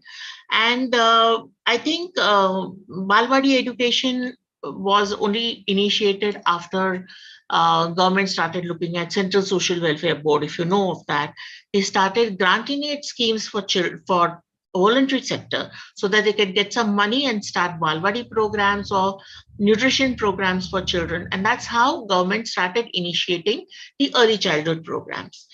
The other contribution, apart from what Anubha has talked about, the various programs and policies, I think the 5-year plans that the government had, I think in the later parts, particularly in the 9th, 10th and 12th, I think there was a lot of emphasis for education, and a subcommittee always talking about early childhood education. And I remember, I think in the 12th or 9th, I don't remember, we got this opportunity to be a part of the discussion groups for the Planning Commission on education, where a subgroup on early childhood. So it makes you feel very positive that the government has started giving this importance to early childhood. And as you see, we have progressed enough to have a policy MEP now talking about it, which I will tell you later on. The other big contribution I feel in our our development of early childhood has been the home science colleges. I think we cannot deny that two things that the home science colleges has contributed. One is the lab schools, which gives us the indigenized, contextualized pedagogy, okay, curriculum, teaching materials. All these things have evolved from those places. And secondly, with their home science education and early childhood education, a whole big contribution to professionals in the field of early childhood education. So one cannot deny that home science colleges has done a big contribution to the field of early childhood. Not only that, I think during that time, particularly in the 60s, we had a good lot of leaderships in these institutions. Take Jayalakshmi in Vinashlingam College in South. Then you had Veena Mistry, Amita Verma in the MS University. Then you had in Lady Irwin College and so on. So they were Anand Lakshmi in Lady Irwin College. So many of the home science colleges and the leaderships within these colleges were very prone to giving recognition to early childhood. And that's where the birth of IAP happened. That's how Indian Association for Early Childhood Education got evolved, because these leaders were dedicated to bringing groups together. And I can tell you that when I was a student in 1980, we became members of Indian Association of Preschool Education, and that's when my experience with IAP started. And we went to rural settings for the conferences. We went to Kurukshetra, we went to Gandhigram, and I think those memories of the learning. I want to say that IAP was a movement. In any of the conferences, I don't think I saw any crowd less than 500. And all kinds of people, principals, teachers, Balwadi teachers, rural teachers. The clientele of IAP was terrific. And everybody looked forward for this kind of a thing. So this, I think, is also a big contribution that IAP, which is now AECD, is was a big transforming agent at that point of time. And I think I need to acknowledge that in this context. While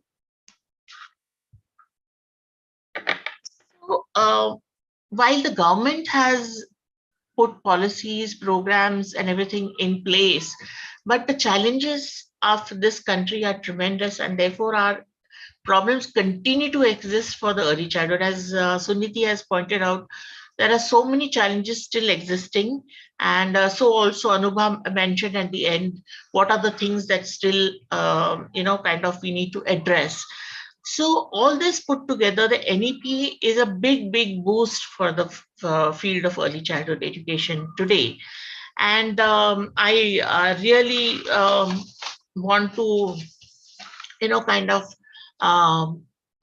put my appreciation for NCERT for,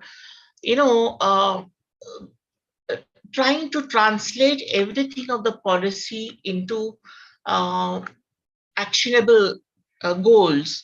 I think that is what the NCERT has been doing in the past 3-4 years. And I think that's tremendous work. And Suniti, the way you have pointed out what all that is happening is a good learning. I think NEP itself has been the, paradigm shift, you can say, of how India is looking at early childhood education and early childhood development. And we should be happy that we are now got a status within an education policy. We should be happy that teachers will be now recognized as professionals because they're going to get that kind of expectations in terms of education and training and so on. But I feel there are a whole lot of other challenges which Sunita has pointed out. But one of the two things which I would like to say and end is that there are, though the policy is there and the states are also working towards it, the discrepancies in the states are something of concern because it's very difficult to bring all states at some same level.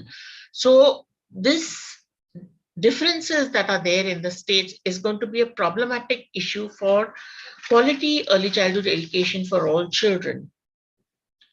Secondly, I think we still lack the link between policy, research, and practice. And I think if we can, along with NEP, build that interrelation between policy, practice, and research. That is research feeding into policy, policy also getting input from the practice, and research and practice moving together so that the exemplary practices, best practices are researched and brought back into policy. So I feel there is much to be done, and I feel we can, today's contributions of the two speakers have really helped us to be stimulated. And I feel 2-3 things and messages that I feel I want to take back is that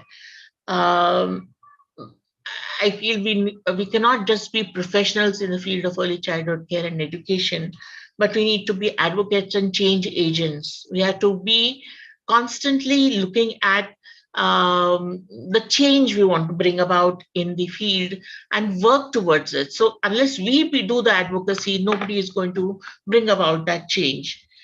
The second thing is that we should be, yes, open-minded to,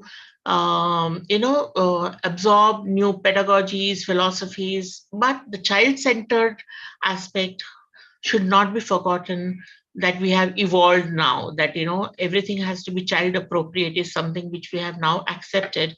So whatever we do now, we need to work on that framework only. I feel we need to go today with appreciation for all that others, the pioneers and the contributors have done for the field, and also go with the determination to see that the goals of NEP for EC are achieved and all of us contribute to it, and we become a stronger fraternity of early childhood. At AECD will continue to do our quest for quality for all children. And I welcome you all to become members of AECD and join the force so that we can be reckoned with. And thank you. Let us all be together in this mission for early childhood development. Thank you, Professor Vrinda Datta, ma'am, for sparing your time and for this today's webinar. I am sure that your knowledge comments on the journey of ECC in India is itself a learning experience for most of us, and particularly for our young students who are participating. So thanks, ma'am, for providing us this understanding. Now moving ahead. Thank you, ma'am. Now moving ahead, we start our question answer session. We have received quite a number of questions from participants, but due to time restrictions, we can take a few of them. And my questions are for both the experts. And I start with the first question. The first question is, what kind of regulations policymaker envisage to make early childhood education an organized sector? May I have expert comment from Suniti Sanwal, ma'am? Yeah. So I think for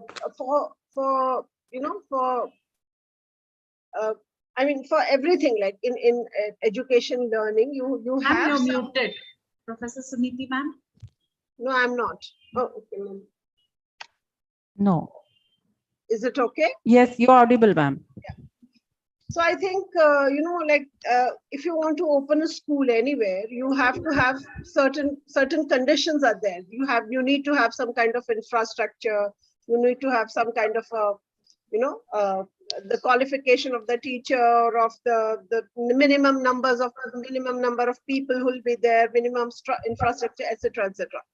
But for the preschools or for the creches, we do not have that kind of a regulation. So I think some kind of minimum standard, and children are so precious and early years are so very important. So we can't really leave our children to anybody who's not trained to handle them. So I think, and we normally, consider that intuitively, if you are a woman, you are intuitively becoming a good caretaker of the child or a good mother, like that. So I think that kind of a regulation where we need to know the minimum qualifications, experience, the minimum infrastructure that is required, the teacher-pupil ratio. So, and anybody who opens a school needs to abide by that. So, and you have to have different skill sets if you are handling birth to 3-year-old children than if you are handling a 3 to 8-year-old child. So who can handle which age group and all? So that kind of regulation we are talking of, where the child is well looked after, and there is no as we say toxic stress, no stress to the child.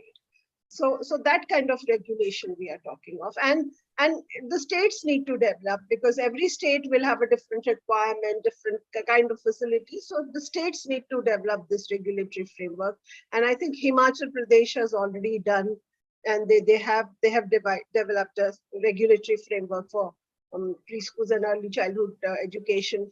The NCPCR has developed guidelines for private preschools. So I think some regulation has started coming in, some kind of minimum things that need to be there have started to coming in, but then this needs to be taken up seriously. Thank you, ma'am. The next question is again from you, ma'am. In fact, I'm combining two questions. This is about the money in the ECE field. The first thing is the ECE sector, particularly the education, is becoming costlier day by day. Many parents, like, they cannot afford the fees. So how why the fees is not uniform in the ECE field? The first question. The second question, ma'am, that the pay structure of the preschool teacher is quite a concern for many young professionals who are joining. So because the pay is not uniform, it's a different everywhere. So please suggest how we can handle these two things and how the young professionals be motivated, because these two things are like quite a concern. Yes, ma'am. I agree. So these are again my answer to the first question. I think is responsible for this, that because we do not have any regulatory body, no control over these people, so they can do whatever they want. So I think the answer to both the question is that. But when it comes to government preschools, and I just would want to share the National Achievement Survey 2022 findings with you after the COVID, that government schools have done better in grade 3 and 5 than private schools. So now government schools are serious. So some good things are happening in government schools, and this is across the country, not just few states.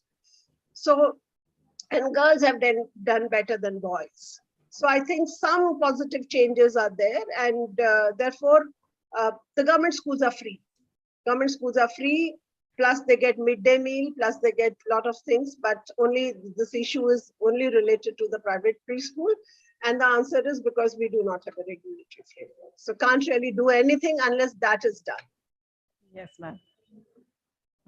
The pay structure of the preschool teachers, ma'am. Many young professionals, sometimes they are hesitant to join the early childhood sector because of this, like they are not getting the respectable pay. So because see, preschool as such has come into the education sector only after NEP 2020. Though Samagri Shiksha in 2017 did recommend 2 years of preschool education, but as a recognized sector and as the beginning of education, it has come in NEP 2020 only. And NEP has suggested you start having a cadre of preschool teachers, ECCE, people. So I think slowly we will have, because as of now, it was not a part of the education system. Therefore, that regulation is not there. But then slowly we'll see a change here also. And if I can answer, I think 2 more questions for me. One is for the Nishtha. Yes. I mean, that Nishtha training. Yeah. So I think anybody can, and also there is a separate vertical on FLN in Diksha. Diksha is the digital platform, as I told you. So you go to Diksha, search for FLN frame. I mean, if you want to do for foundational literacy, if you want to do for elementary, whichever, Nishtha 1, 2, 3, 4, whichever you want to do, enroll yourself. Certain questions need to be asked. And then you get the modules, you get to, I mean, it has a format, some interactive activities, some videos, etc. You have to do it. You have to get 70% in order to get a certificate. But if you don't need a certificate, then you can just read through the module, just get the content. But if a digital certificate will be issued to you if you are able to get more than 70% in the questions which are there in the module. So you complete all those modules and you are trained. So anybody can take up this training, Nishtha training, in the Diksha platform. And then there was another. There's a question. I repeat, ma'am. Yeah, could you guide what would be some of the measures that the private sector stakeholders can contribute in the way forward of ECE journey in India? It's about private sector. So what is happening is, like I told you about the learning outcomes that we have spelled out for Nippon, Bharath. So what is happening is all, government sectors are following what Ministry of Education is outlining. So Ministry of Education also has a guideline for parents. There is an alternative academic calendar. So I think the private schools also need to know what is happening, what is the government saying, and also start following those norms so that they, they are aware and they are doing right things in their school. So I think that is what the private schools do. Be informed as to what government schools are doing and what Ministry of Education is saying about whichever stage, or whatever the state initiatives, the ministry, the NC, people who are experts in their particular domain. What are they recommending? I think they should know, because generally there is no dialogue between the private schools and the government schools. But like CBSE and all, because they are a part of the board, they follow everything that the government says, but not the private preschools. So I think that needs to happen now. Yes, ma'am, true. Ma'am, there is one question which says that what are the challenges in implementing the NEP, the current NEP, particularly how to make it culturally responsive to cater the needs of the, some of the poorest regions or the people who are not in the limelight or in the mainstream. So how to make it like, it's quite a challenge. It is a challenge. It is a challenge, but that's what the NEP is trying to, bridge that challenge by involving Ministry of Tribal Affairs, as Dr. Anubha said. That it's so they are saying in the ashram schools start ECCE facilities, and we are not, NEP is not recommending one model. They are saying different models of preschool education. And though the government is saying co-locate all Anganwadis, NEP recognizes that there could be a single Anganwadi in a remote tribal hilly area. So I think NEP is trying to do that, bridge that, and slowly we'll see changes there also. Hopefully, ma'am, hopefully. And so we have taken almost all the questions. If any question is there, the chat box is open and we take it after some time. But right now, ma'am, the questions are over. And I'm very thankful to you, ma'am, Dr. Suniti Sanwal, for answering all the questions of the participants very patiently and with your expert comments. I'm sure that all will be benefited, and it's a proud privilege, ma'am, for all of us. Thank you so much. Thank you, ma'am. So now with this question answer, we conclude today's webinar. I invite Dr. Shobha Bharath for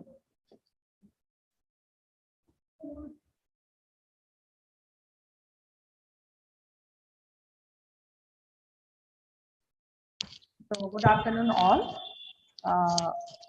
I propose the formal vote of thanks on behalf of Human Development Department of Srimati P.N. Doshi Women's College. I express my sincere thanks to everyone present today in the webinar. The title is Journey of ECE in India, which is organized by HD Department of P.N. Doshi Women's College. We are thankful, first of all, we are thankful to our Managing Trustee, Mrs. Meena Khetani Madam, our Director, Dr. S. Kumudavali Ma'am, our Principal Ma'am, Dr. Asha Menon, for their constant support for organizing departmental activities. We are grateful to our Principal, Vice Principal Ma'am, Dr. Rekha Randeve, for her guidance and encouragement to conduct any program for the department. We express thanks to the resource persons, Dr. Anubha Rajesh, Dr. Suniti Sanwal Madam, for helping us to know about a remarkable journey of early childhood education in India, the policies, the regulations, the challenges, the issues, the concerns, and I think it is quite a a knowledge in itself. We express our sincere thanks to both of our guests for sparing their valuable time with us. Thank you, both of you, ma'am.